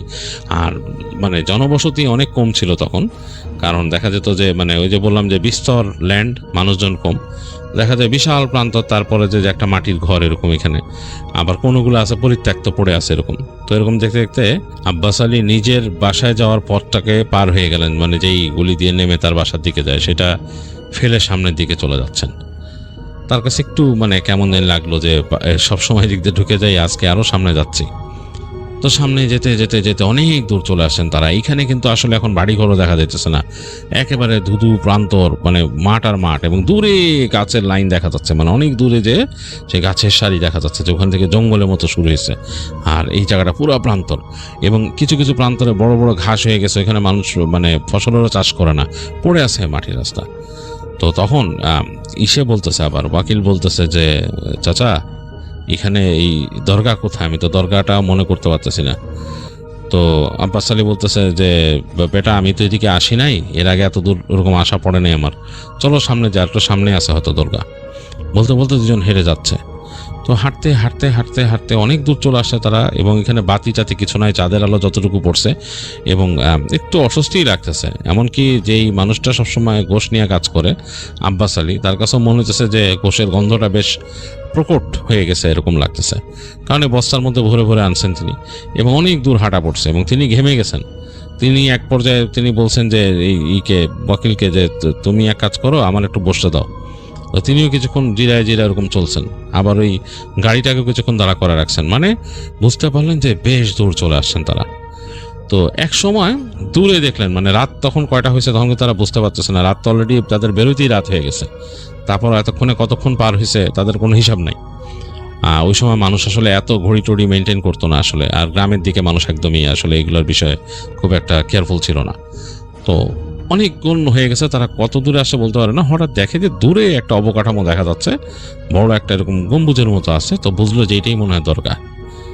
তো তারা ওই গরুর গাড়ি টেনে টেনে আস্তে আস্তে আস্তে আস্তে দরগার কাছে আসে। দরগার যখন গেটের কাছে আসছে তখন বুঝলো ভেতরে বাতি জ্বলতেছে, সেখানে মনে হচ্ছে একাধিক লণ্ঠনের আলো জ্বলতেছে, এবং সেগুলোর আলো দেয়ালের মধ্যে কাঁপতেছে, মানে কাঁপা কাঁপা আলো চারিপাশে, এবং যে সেখান থেকে ভেতর থেকে যতটুকু বেরোচ্ছে সে আলোটাও কেমন কাঁপতেছে, স্থির আলো না। তো আব্বাস আলীর এই দরগাটা দেখে একটু মনে হলো যে হ্যাঁ, আমি তো মনে হয় সঠিক জায়গা চলে আসছি। তো আস্তে আস্তে তারা একদম কাছে চলে আসলো, এবং তখন আরও ভিজিবল হলো সেই দরগাটা, এবং দরগার কাছাকাছি আসতেই তারা সুগন্ধ পেল, মনে হচ্ছে সেখানে আগরবাতি চলতেছে। তো তখন দেখলো দরজার কাছে, এই দরগার যে দরজা, সেই দরজার কাছে একজন লোক দাঁড়ায় আছে। তিনি একটা সাদা আলখেল্লা পরা, এবং মাথার মধ্যে তার বড় একটা পাগড়ি, এবং সেটা ঝুলে আছে, এবং একেবারে তুষার শুভ্র দাড়ি, অনেক লম্বা। তিনি তাকায় আছেন, এবং তার শরীরে সেই কাঁপা কাঁপা আলো পড়তেছে। তিনি তাকায় আছেন তাদের দিকে। তো তারা কাছে আসতেই সেই লোকটা আগে তাদেরকে বলল আসসালামু আলাইকুম। তো মানে খুব জোরে সালাম দিল আর কি, মানে দূরত্বে এত দূর থেকে শোনা গেল আর কি। তো এটা শুনে আব্বাস আলীও ওয়ালাইকুম আসসালাম বলে আস্তে আস্তে আসলেন। লোকটা জিজ্ঞেস করলেন যে আপনারা কোথায় যাচ্ছেন। তো আব্বাস আলী বললো যে আমরা সামনে যাচ্ছি, রাস্তার সামনে আমার একটা অর্ডার আছে, যে মাংস নিয়ে যাচ্ছি, এই মাংস ওইখানে দিব। তো লোকটা বলতেছে এরকম একটা জায়গায় আপনি আসছেন, আপনার মাথায় একবার প্রশ্ন আসলো না যে এই রাতে এখানে এরকম একটা মরার জায়গায়, মানে এখানে মরার জায়গায় বলবো মৃতদের জায়গায়, এখানে কেন আপনি নিয়ে আসতেছেন? আব্বাস আলী একটু ভয় পেয়ে গেল, তার গায়ে একটু শক লাগলো, বলল মৃতদের জায়গা মানে? মানে মৃতদের জায়গা মানে এই সামনেই, অনেক এই সামনেই এখানে কবরস্থান আছে, বেশ পুরনো কবরস্থান, এবং সে কবরস্থানের পরে পুরো জায়গাটা হচ্ছে কি জিন্নাতদের মুলক, ওখানে জিন্নাতরা থাকে। আপনি এখানে কার কাছে নিয়ে যেতেছেন এই মাংস? আপনাকে অর্ডার দিছে? তো তখন আব্বাস আলী বলল যে আমাকে এরকম কালকে একদিন অর্ডার দিয়ে গেছে মাংসের জন্য। তো লোকটা মনে হলো যে মৃদু হেসে মাথাটা এরকম নাড়লো শুধু, তো বললো যে আপনি চলে যান, আপনি এখন মাংস দেওয়া লাগবে না, এখানে ওখানে যান না এখান থেকে। তো তিনি তখন বললেন যে মানে একটু মানে মন খারাপ হলো আব্বাস আলীর। তিনি বলল যে হুজুর আসলে এত দূর থেকে আসছি অনেক কষ্ট করে, আর আমি কখনো কারো কাছ থেকে কোনো অর্ডার নিলে সেটা আমি মানে করি না, মানে ফিরাই দিই না, সেটা ফিরাই নেই না, যেহেতু আমি মাংসের অর্ডার নিয়েছি মাংসটা দিয়েই যাবো তাদের। তো তখনই হুজুর একটু মানে অন্য মনস্ক হয়ে গেলেন, শুধু বিড়বিড় করে বললেন ইমানদারি বলে তিনি তাদেরকে হাত দিয়ে দাঁড়াইতে বললেন। দাঁড়াইতে বলে একটা লণ্ঠন এনে দিলেন ভেতর থেকে। লণ্ঠন এনে দিয়ে বললেন যে এই লণ্ঠনটা রাখেন। রেখে তিনি দোয়া পড়ে ফু দিলেন লণ্ঠনের ভেতরে, লণ্ঠনটার উপরে দোয়া পড়ে ফু দিলেন, এবং তাকে বললেন, আব্বাস আলীকে বললেন যে আপনি যে রাস্তায় দিয়ে যাবেন অবশ্যই এই দোয়াটা পড়বেন। তাকে একটা দোয়া বললো যে এই দোয়াটা সবসময় পড়তে পড়তে যাবেন, আর ওইখানে যেও দোয়াটা পড়ে থাকবেন, দোয়া না পড়ে থাকবেন না। আর খবরদার এই যে যতদূর আলো পড়তেছে আলোর বাইরে যাবেন না, হ্যাঁ, আলোর মধ্যে থাকবেন, আলোর বাইরে যাবেন না। আলো আপনার এই লণ্ঠনেও আমি দোয়া পড়ে ফু দিয়ে দিচ্ছি, আলোর বাইরে যাবেন না। তো তাই বলে বললো যে যান, তাড়াতাড়ি ফিরে আসবেন, আর আপনারা গেলে তো আমি দেখবো এখান থেকে, অসুবিধা নেই, তবে জায়গাটা ভালো না যেখানে যাচ্ছেন। তাই বলে ওই দরকার লোকটা আবার দাঁড়ায় গেলেন সেখানে, এবং তিনি একদিকে তাকিয়ে নিজের মতো একটা খেয়ালে ডুবে গেলেন। তো আব্বাস আলী কিছুক্ষণ দাঁড়ায় রইলেন, চিন্তা করলেন যে এখন তার কিছু নাই। তাকায় দেখতেছেন যে সেই সুফি ভদ্রলোক যিনি আছেন তিনি তার মতো একদিকে তাকায় খেয়ালে আছেন, মানে তার কোনো আর এদিকে ভ্রুক্ষেপ নাই। আব্বাস আলী তিনি সেই ওয়াকিলকে বললেন চলো সামনে যাই আমরা। তো ওয়াকিল মনে হলো একটু ভয় পাইছে, সে আব্বাস আলীকে বলল যে চাচা আসলেই যাব আমরা? বলে আসলে যাব মানে যাওয়া লাগবে না, মাংসগুলো এগুলো নিয়ে আসছে, এগুলো কি এখানে রেখে যাব নাকি? এই যার গোশ তাকে ডেলিভারি দিয়ে যেতে হবে, এরকম করলে হবে না, আমি কখনো অর্ডার নিয়ে এরকম ছাড়ি না বলে তিনি হাঁটা ধরলেন যে তারপর সেই তার সাথে যেই ওয়াগন আসছিল দেখলো যে সেখানকার যেই বলদটা ছিল এটার সাথে এটাও টায়ার্ড হয়ে গেছে, ওইটার পিঠে হাত বুলায় তারপর ওইটাকে আবার হাঁটতে বললেন তিনি। হেঁটে যাচ্ছেন তারা, কিন্তু দরগা পেছনে ফিরে চলে আসছেন, এখন রাস্তা দিয়ে আসতেছেন। এখন দুই পাশে শুরু হয়ে গেছে অলরেডি, রাস্তার দুই পাশে বড় বড় গাছ, এবং এইখানে কোনো বসত বাড়ি দেখতেছে না, উঁচু উঁচু গাছ দুই পাশে, এবং মাঠ মানে মানে একেবারে বেশ বড় খোলা প্রান্তর, আর তার পাশ দিয়ে গাছগুলা গেছে বেশ বড় বড়, মনে হচ্ছে যে তারা জঙ্গলের মধ্যে ঢুকে গেছে। আব্বাস আলী আর ওয়াকিল দুজনে তাকায় দেখতেছে চারিপাশে, তাদের কাছে বেশ অন্যরকম লাগতেছে। আর এখানে গাছপালা শুরু হতে এখানে একটা কুয়াশার মতো একদম পুরা ফিনফিনে একটা আস্তরণ চারিদিকে ছড়ায় গেছে, এবং তারা যে লণ্ঠনটা নিয়ে আসছে লণ্ঠনের আলোতে চারিপাশটা বেশ খানিকটা আলোকিত হয়ে গেছে, কেমন যেন একটা ভুতুড়ে আলো। তবে একটু আব্বাস আলীর কাছে ভালো লাগতেছে যে তিনি দরগার থেকে আনছেন এবং দোয়া পড়ে ফু দিয়ে দিছে এই লণ্ঠনের মধ্যে, সেখানকার যে সুফি ছিলেন তিনি। তো তিনি তখন বুঝলেন যে হয়তো এই মানে এটাতে কোনো উপকার আছে তার জন্য, আর তাকেও তো ফু দিয়ে দিছে। তো এগুলো ভাবতে ভাবতে তিনি এগিয়ে যাচ্ছেন। একটু পরে একটা খোলা প্রান্তর দেখলেন তারা, এবং প্রান্তরটা এরকম মানে এই জায়গায় গাছগাছালি মানে বেশ পাতলা হয়ে গেছে, এবং একটা ফাঁকা জায়গা, সেখানে বেশ কিছু ছোট ছোট স্তম্ভর মতো দেওয়া পাথরের মতো, বেশ খানিকটা গ্যাপে। এখন তিনি বুঝতে পারলেন যে এখানে কবর ছিল, একটু আগে যে কবরস্থানের কথা বলছে সেই কবরস্থান মনে হয় এটা ভেবে আব্বাস আলী মনে মনে আগে দোয়া পড়লেন, কবরের দোয়া আছে সেটা পড়লেন, পড়ে তিনি যাচ্ছেন আসসালামু আলাইকুম ইয়া আহলাল কুবুর পড়তে পড়তে তিনি যাচ্ছেন একটু সামনে। তারপরে তার মনে হলো যে তাকে একটু আগে সুফি সাহেব বলে দিয়েছেন একটা সূরা পড়তে, তো তিনি সেটাও পড়তেছেন আস্তে আস্তে। তো পড়তে পড়তে এই কবরস্থানটা পার হয়ে যাওয়ার পরে দেখলেন যে আবার গাছগাছালি ঘন হয়ে গেছে, আর তার বাঁ পাশে একটা বড় মাঠের মতো জায়গা, এবং দেখে দূর থেকে একটা কেমন জানি শোরগোলের মতো তার কাছে লাগতেছে, মনে হচ্ছে মাঠের মধ্যে কোনো শব্দ হচ্ছে মানুষজনের, মানে একাধিক মানুষ যদি শব্দ করে, কিন্তু কণ্ঠগুলো শুনে মনে হচ্ছে কিশোর বয়সী, মানে 16 থেকে 18-20 বছর বয়সী ছেলেপেলেরা যেভাবে সাউন্ড করে মানে খেলাধুলা করে চিৎকার করে এরকম একটা হট্টগোলের মতো আসতেছে। তখন তিনি ভাবলেন যে হয়তো আমি চলে আসছি, এই যে মাংস অর্ডার দিয়েছিল তাদের ফ্যামিলি বা তাদের বসত বাড়ি মনে আশেপাশে, হয়তো ওই দরগার হুজুর জানেন না। তো চিন্তা করতে করতে তিনি এগিয়ে যাচ্ছেন। তো যখন কাছাকাছি চলে আসছেন মাঠটার, তখন দেখতেছেন এই আলো আধারির মধ্যে, মানে সেখানে কিন্তু এখন আলো নাই, মানে চাঁদের আলো পড়ছে, চাঁদটা আবার মেঘে ঢেকে যাচ্ছে, এই আকাশের আলোতে দেখতেছেন যে একটা মাঠ, বড় একটা মাঠ, সেই মাঠের মধ্যে কিছু মানুষ মনে হয় খেলা করতেছে, কিন্তু মানুষগুলো স্পষ্ট বোঝা যাচ্ছে না কেমন। মনে হচ্ছে যে একটা মানুষের মতো আকৃতি, মানে মাথা থেকে পা পর্যন্ত আকৃতি বেশ লম্বা লম্বা, মনে হচ্ছে বল বা কিছু নিয়ে একটা খেলতেছে। তো সেখান থেকে তারাও কাছে চলে আসছে তখন, এবং লণ্ঠনের আলোটা কিন্তু ছড়ায় যাচ্ছে দুই পাশে গাছের মধ্যে যে লাগতেছে এখন। তো তারা গাড়িটা নিয়ে এক জায়গায় দাঁড়াইলো। এই সময় একটা কিছু ছুটে এসে পাশে পড়লো তাদের থপ করে। তো আব্বাস আলী মনে করলো কোনো বল মনে হয়, হয়তো ছেলেপেলেরা বল খেলতেছিল সেই বল। তো তিনি দৌড় দিয়ে কাছে গেলেন, একটু সামনে গিয়ে সেই বলটাকে লাথি দিয়ে তাদের কাছে পাঠিয়ে দেওয়ার চেষ্টা করলেন, যেভাবে মানুষের আশেপাশে আমাদের মানুষের আমরা যখন হাঁটাচলা করি ছোটরা বল খেললে যেরকম আসে এরকম। তো তিনি যখন বলটাকে লাথি দিয়েছেন, তিনি দিয়েই ব্যথায় কোকিয়ে উঠলেন, কারণ এটা বল না, এটা একটা পাথর, শক্ত পাথরের মধ্যে তার পা যেয়ে লাগছে। প্রচণ্ড ব্যথা পেয়েছেন তিনি। তাড়াতাড়ি পা নিয়ে তিনি বসে পড়লেন। তার মনে হচ্ছে যে তার মানে পাটা মনে ভেঙে যাবে, এত জোরে লাথিটা লাগছে এখানে। তিনি একটা বেশ আন্দাজ করেই লাথি মারছিলেন। প্রচণ্ড ব্যথা পেয়েছেন তিনি, পা নিয়ে তিনি উফ করে বসে কোকাইতেছেন। এরপর তিনি দেখলেন যে ওইখানে যে অনেকগুলো ছেলে পেলে থাকার কথা বা যারা খেলতেছিল, অবয়বগুলো একটাও নাই। পুরা শুনশান চারিপাশে, এবং রাতের নিস্তব্ধতার আওয়াজ আসতেছে। মনে হচ্ছে ঝিঝি পোকা খুব স্ট্রংলি ডাকতেছে। ওয়াকিল তাড়াতাড়ি গরুর গাড়িটাকে টেনে আর একটু সামনে নিয়ে আসলে এসে বললো যে চাচা কি হয়েছে? তো তিনি বললেন যে পায়ে অনেক ব্যথা পাইছি। তো ওয়াকিল সামনে আসলো, এসে বললো যে আপনি এখানে লাথি মারছেন কেন হঠাৎ করে পাথরের উপর? বললো যে না, আমি দেখলাম এই যে ছেলেপেলে। কোথায় ছেলেপেলে? ওয়াকিল বললো আমি তো কাউকে দেখি নাই। বললো যে না, আমি দেখতেছিলাম ছেলেপেলেরা বল খেলতেছে, বলটা এসে পড়লো। ওয়াকিল বললো যে আমি কাউকে দেখি না, আমি দেখলাম আপনি সামনে যেয়ে এই পাথরটার মধ্যে লাথি মারলেন, এটা পাথর এরকম।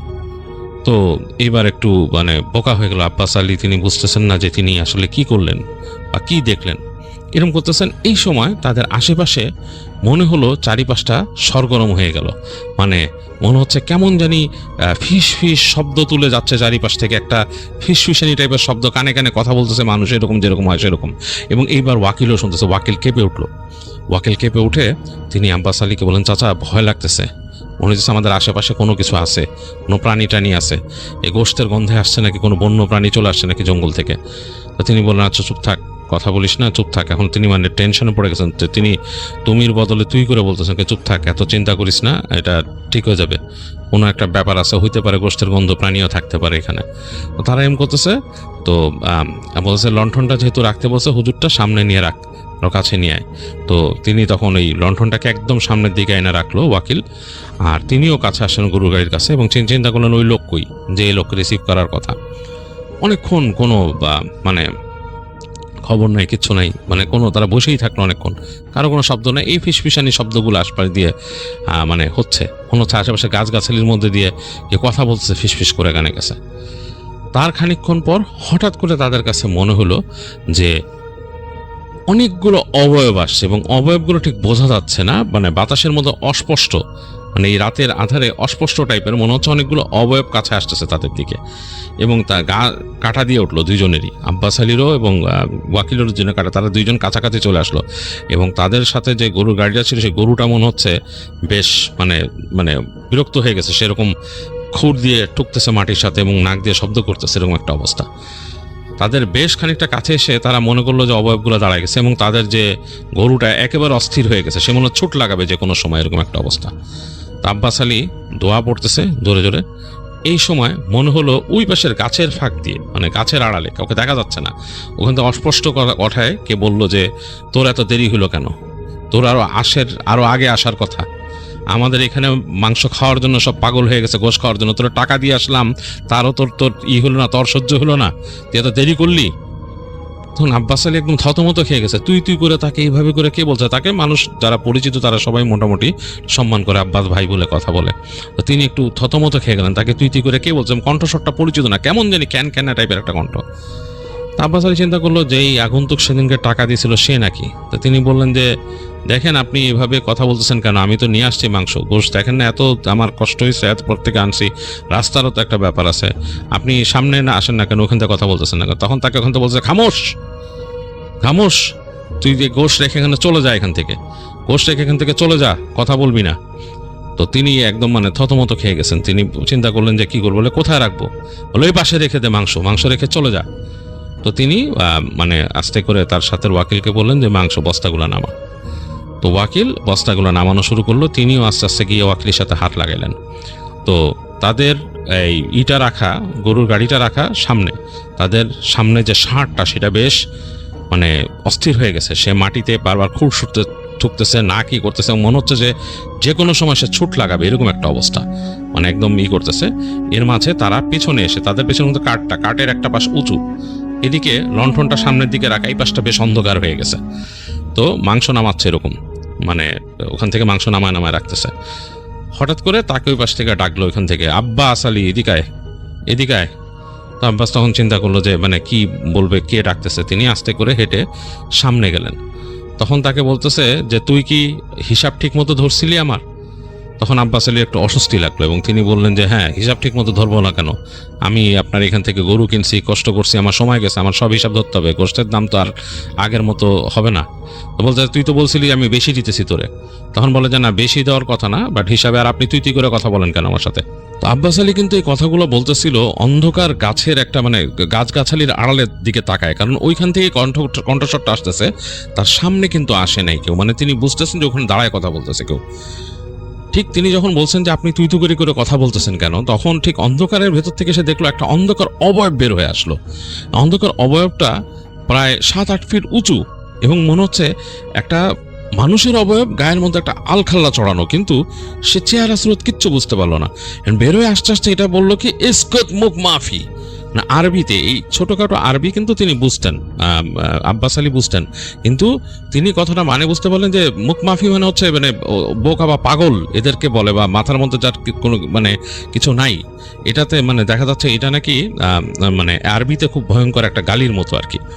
তো তিনি বুঝে উঠতে পারলেন না তাকে কে এভাবে বকা দিল, এবং সাথে সাথে প্রচন্ড একটা চড় তিনি বুঝতে পারলেন নিজের গালে, প্রচন্ড ব্যথা ঠড়াস করে পড়লো এবং তিনি ছিটকে গিয়ে তার যে গাড়িটা আছে, যেখানে তিনি যে ইনি আসছে গাড়ির উপরে পড়লেন।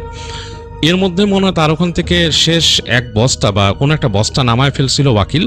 তিনি পড়ার সাথে সাথে একটা ঝাঁকি যেয়ে পড়লো আর কি সেই গাড়ির প্রতি, এবং সেই তাকে নিয়ে সেই ইটা দৌড় দিল, মানে সেই ষাঁড়ের গাড়িটা দৌড় দিল, মানে তার এখানে যে বলদটা ছিল বলদটা দৌড় দিল।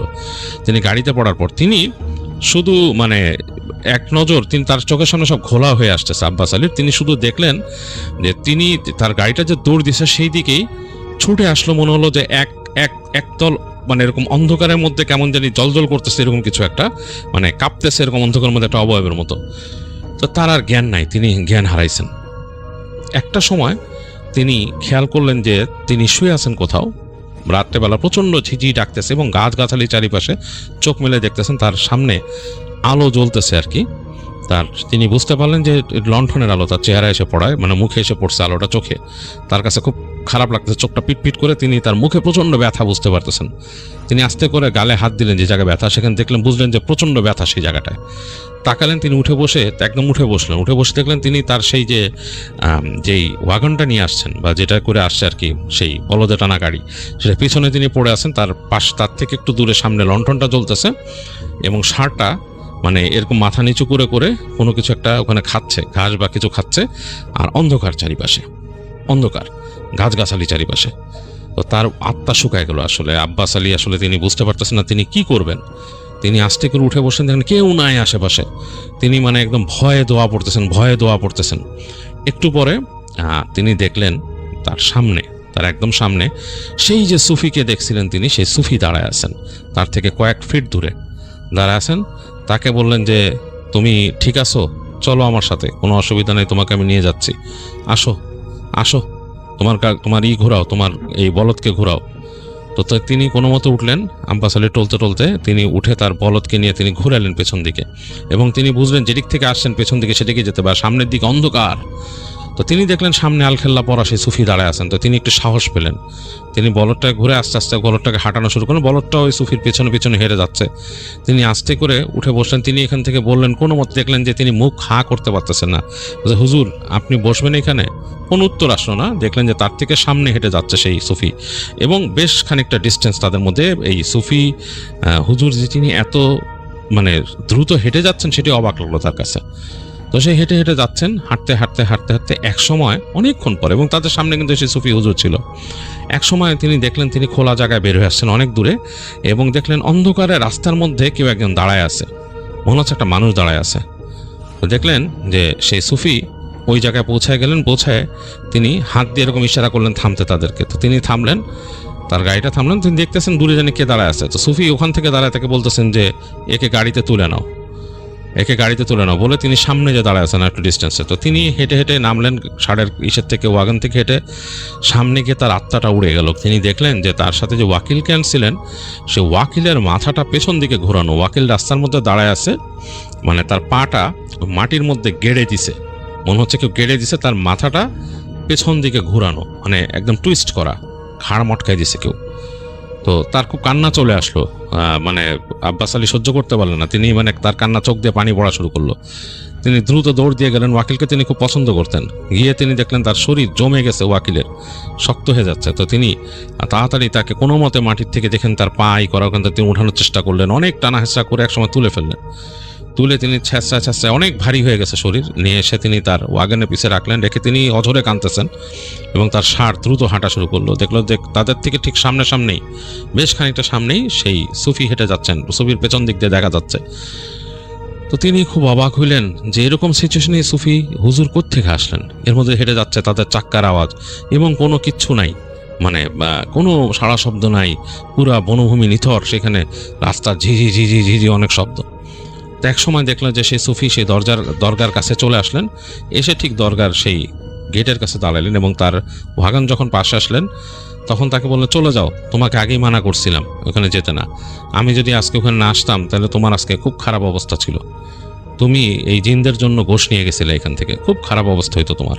আর জিনদের সাথে তুমি হিসাব কিতাব এলোমেলো করছো, তারা কিন্তু তোমাকে ছাড়বে না, তারা অনেক অন্যরকম। যাই হোক, আজকে বেঁচে গেছো, আমি ওখানে গেছিলাম, নেহায়েত আল্লাহর রহমত ছিল তোমার উপরের জন্যই বেঁচে গেছো। তো এখন চলে যাও বাসায়, আর এই ছেলেটাকে সঠিকভাবে দাফন করো গিয়ে, এবং দোয়া দরুদ পড়ো, 2-1 দিন আর বাইরে যেও না, গোশের দোকানেও যেও না। বলে সুফি ওখানে দাঁড়ায় রইলেন। তার মতো মনে হলো একটা খেয়ালে তিনি ডুবে গেলেন। তো প্রচণ্ড ভিতরে ভয়ে কুকড়ায় যাচ্ছেন আসলে আব্বাস আলী। তার ভেতরে আর সাহস একদম নাই। এতটুকু রাস্তায় তিনি যে কিভাবে তার বাড়িতে আসলেন তার কোনো খেয়াল নাই।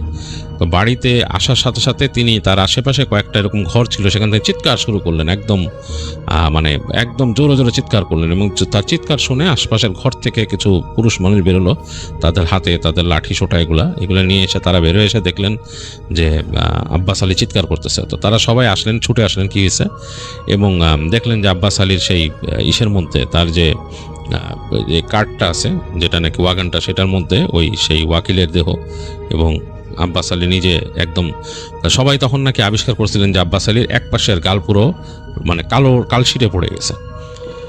তো তারা সবাই তাড়াতাড়ি তাকে শুশ্রূষা করলেন, তাকে উঠালেন এবং তিনি মানুষের কাছে যাওয়ার পরে জ্ঞান হারালেন। এবং তারপর তার যা মনে আছে যে তিনি শুনতে পারছেন, তিনি অনেক দিন জ্বরে ভুগছিলেন, অসুস্থ ছিলেন, তিনি শুনতে পারছিলেন যে ওয়াকিলকে ঠিকমতো পরে তারা করছিল, দাফন করছিল, এবং কে নাকি তার অসুস্থ থাকা অবস্থায় তার খোঁজ খবর নিয়ে গেছেন, একজন সুফি টাইপের মানুষ এসে খোঁজ খবর নিয়ে গেছেন এবং তাকে সবসময় পড়া পানি দিয়ে গেছেন তার বাসায় এসে, বলছে এই পানি তাকে খাওয়াইতে সবসময়। এবং আস্তে আস্তে সেই চিকিৎসা নিতে নিতে, এবং ওখানকার কবিরাজ ছিল, কবিরাজের চিকিৎসাতেও আস্তে আস্তে এই আব্বাস আলী সুস্থ হন। এবং তিনি সুস্থ হওয়ার পর থেকে তিনি তার ব্যবসা ওইখান থেকে আরও সরায় নেন, এবং তিনি সন্ধ্যার পর কখনোই আর দেরি করতেন না। তার গোশ বিক্রি না হলেও তিনি কোনোভাবে সেই গোশ বাসায় নিয়ে আসতেন, বা তিনি কোনো মতে কম দামে অল্প দামে এগুলো শেষ করে সন্ধ্যার পর তিনি আর থাকতেন না কখনো ওইখানে, তিনি চলে আসতেন। তো এইভাবেই আব্বাস আলীর ব্যবসাটা এইভাবে চলতো, এবং এটাই ছিল আব্বাস আলীর জীবনে ঘটা একটি ঘটনা।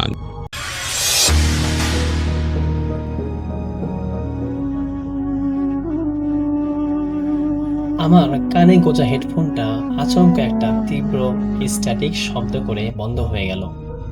তখন ঘড়িতে রাত 3:11।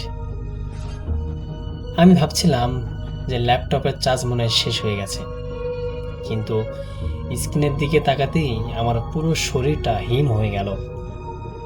ল্যাপটপটা পুরোপুরি বন্ধ, অথচ আমার কানের ভেতরে সেই স্ট্যাটিক শব্দের মাঝখান থেকে খুব ধীর লয়ে একটা অতি প্রাকৃতিক বাঁশির সুর ভেসে আসতে শুরু করেছে। সুরটা হেডফোন থেকে আসছিল না, ওটা আসছিল সরাসরি আমার মগজের ভেতর থেকে।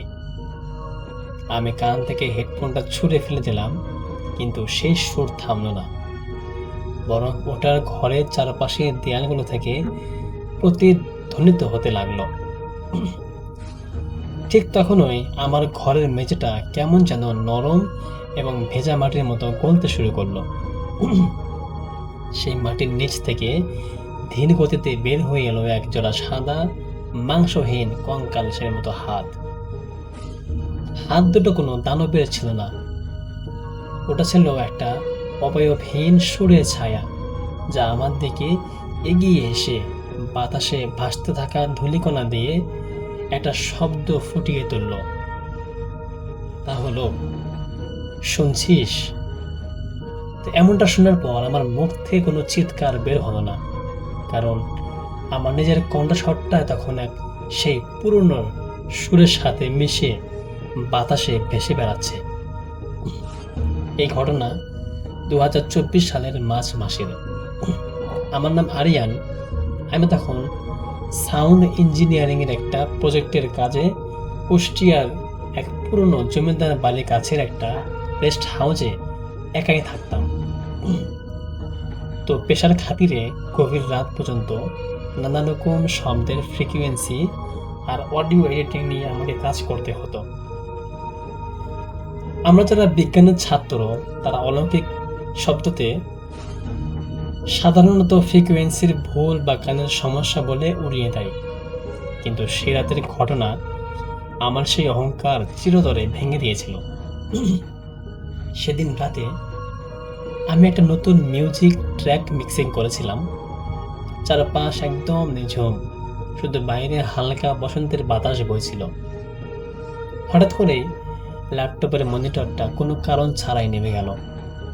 কিন্তু অদ্ভুত ব্যাপার, আমার হেডফোনে যে অডিওটা চলছিল সেটা বন্ধ হওয়ার বদলে এক বিকট যান্ত্রিক ঘর ঘর আওয়াজের রূপ নিল। আমি ঝট করে হেডফোনটা কান থেকে খুলে টেবিলের উপর রাখলাম, কিন্তু আসল আতঙ্ক শুরু হলো তখন, যখন আমি দেখলাম হেডফোনটা টেবিলের উপর পড়ে আছে, অথচ সেই সুরটা আমার কানের ভিতর আগের মতোই তীব্রভাবে বেজেই চলছে। মনে হচ্ছিল কেউ একজন আমার মাথার খুলির ভেতরে বসে কোনো প্রাচীন বাদ্যযন্ত্র বাজাচ্ছে। আমি ঘর থেকে বের হওয়ার জন্য দরজার দিকে পা বাড়ালাম, কিন্তু আমি অবাক হয়ে দেখলাম আমি যতবার দরজার দিকে এগোচ্ছি, দরজাটা ততক্ষণই পেছনের দিকে সরে যাচ্ছে। ঘরের দূরত্ব আর স্পেস যেন বারবার রাবারের মতো টেনে লম্বা করে দিচ্ছিল কেউ একজন। ঠিক তখনই ঘরের কোণার অন্ধকার থেকে একটা কুয়াশাচ্ছন্ন অবয়ব ভেসে উঠল। তার কোনো চোখ নেই, নেই কোনো মুখ, নেই কোনো নাক, কিংবা নির্দিষ্ট কোনো শরীরের অংশও ছিল না। সে ছিল স্রেফ একটা ঘন ধূসর কুয়াশার কুণ্ডলী, কিন্তু তার গা থেকে তীব্র প্রাচীন পুরো কর্পূর আর শুকনো পাতার গন্ধ আসছিল। সে কোনো কথা বলেনি, কিন্তু সে যখন তার সেই কুয়াশাময় হাতটা আমাদেরকে বাড়ালো, আমার মস্তিষ্কের ভেতরে সেই সুরটা এক সেকেন্ডেই হাজারটা মানুষের আত্মনাদে পরিণত হলো। আমার মনে হতে লাগলো আমার জীবনের সমস্ত ভালো স্মৃতি, আমার চেনা মানুষের কণ্ঠস্বর, সব কিছু সেই কুয়াশাটা শুষে নিজের ভেতর নিয়ে যাচ্ছে। আমার চারপাশের দেয়ালগুলো তরল হয়ে নিচের দিকে নেমে যাচ্ছিল। আমি বুঝতে পারলাম এই জিনটি কোনো শারীরিক আঘাত করে না, সে মানুষের শ্রবণ শক্তি আর অবচেতন মনকে আচ্ছন্ন করে তার চারপাশের চেনা মানুষ বাস্তবতাকে বিকৃত করে দেয়, যাতে মানুষ নিজের অস্তিত্বের ওপর বিশ্বাস হারিয়ে ফেলে। তো যন্ত্রণায় আমার কান দিয়ে তরল কিছু একটা গড়িয়ে পড়ার মতো অনুভূতি হলো। আমি শেষ শক্তিতে আমার চোখ দুটো বন্ধ করে মনে মনে নিজেকে মনে করার চেষ্টা করলাম যে আমি কে। আল্লাহর পবিত্র নামের অস্তিত্বটা মনে আসতেই ভেতরে সেই পৈশাচিক সুরটা তীব্র একটা কাঁচ ভাঙার মতো শব্দ করে থেমে গেল, আর সঙ্গে সঙ্গে পুরো কুয়াশার অবয়বটা একটা তপ্ত বাতাসের ঝাপটার মতো বাতাসে মিলিয়ে গেল। এবং আমি তখনও সূরা ইখলাস এবং সূরা নাস এবং সূরা ফালাক পড়তে শুরু করলাম। তো এই সূরাগুলো পড়তে পড়তে আমার জ্ঞান হারিয়ে যায় এবং আমি সেখানে লুটিয়ে পড়ি। পরের দিন দুপুরে রেস্ট হাউসের কেয়ারটেকার এসে আমাকে ঘরের মেঝে থেকে অচেতন অবস্থায় উদ্ধার করে এবং আমাকে পাশের নিকটবর্তী একটা হসপিটালে অ্যাডমিট করে দেয়। যখন আমার জ্ঞান ফিরল, আমি দেখলাম আমার কান দিয়ে সত্যি সামান্য রক্তক্ষরণ হয়েছিল। ডাক্তাররা বলেছিলেন তীব্র কোনো সাউন্ড ফ্রিকোয়েন্সির আঘাতে আমার কানের পর্দা ক্ষতিগ্রস্ত হয়েছিল, কিন্তু ওনারা এখনো ব্যাখ্যা করতে পারেননি যে ল্যাপটপ সম্পূর্ণ বন্ধ থাকা অবস্থায় সেই ফ্রিকোয়েন্সিটা কই থেকে এলো। যদিও আমি এখন সুস্থ, কিন্তু আজও আমি রাতে ঘুমানোর সময় যদি বাইরে কোনো হালকা সুর বা বাতাসের শীষ দেওয়ার মতো শব্দ শুনি, আমার বুকের স্পন্দনটা থমকে যায়। আমার মনে হয় সে অবয়বহীন শুনে জিনটা আজও আমার কানের কাছে এসে ফিসফিস করে বলছে, কানটা তো এখনো শেষ হয়নি। তো এই ছিল ভাই আজকের ঘটনা। আশা করছি আজকের ঘটনা আপনাদের ভালো লেগেছে। যদি ভালো লাগে আপনারা অবশ্যই লাইক, কমেন্ট, শেয়ার করবেন। দেখা হবে পরবর্তী কোনো এপিসোডে। ততক্ষণ পর্যন্ত সকলের কাছেই বিদায় নিচ্ছি। আজকের মতো এখানেই। আল্লাহ হাফেজ, গুড নাইট।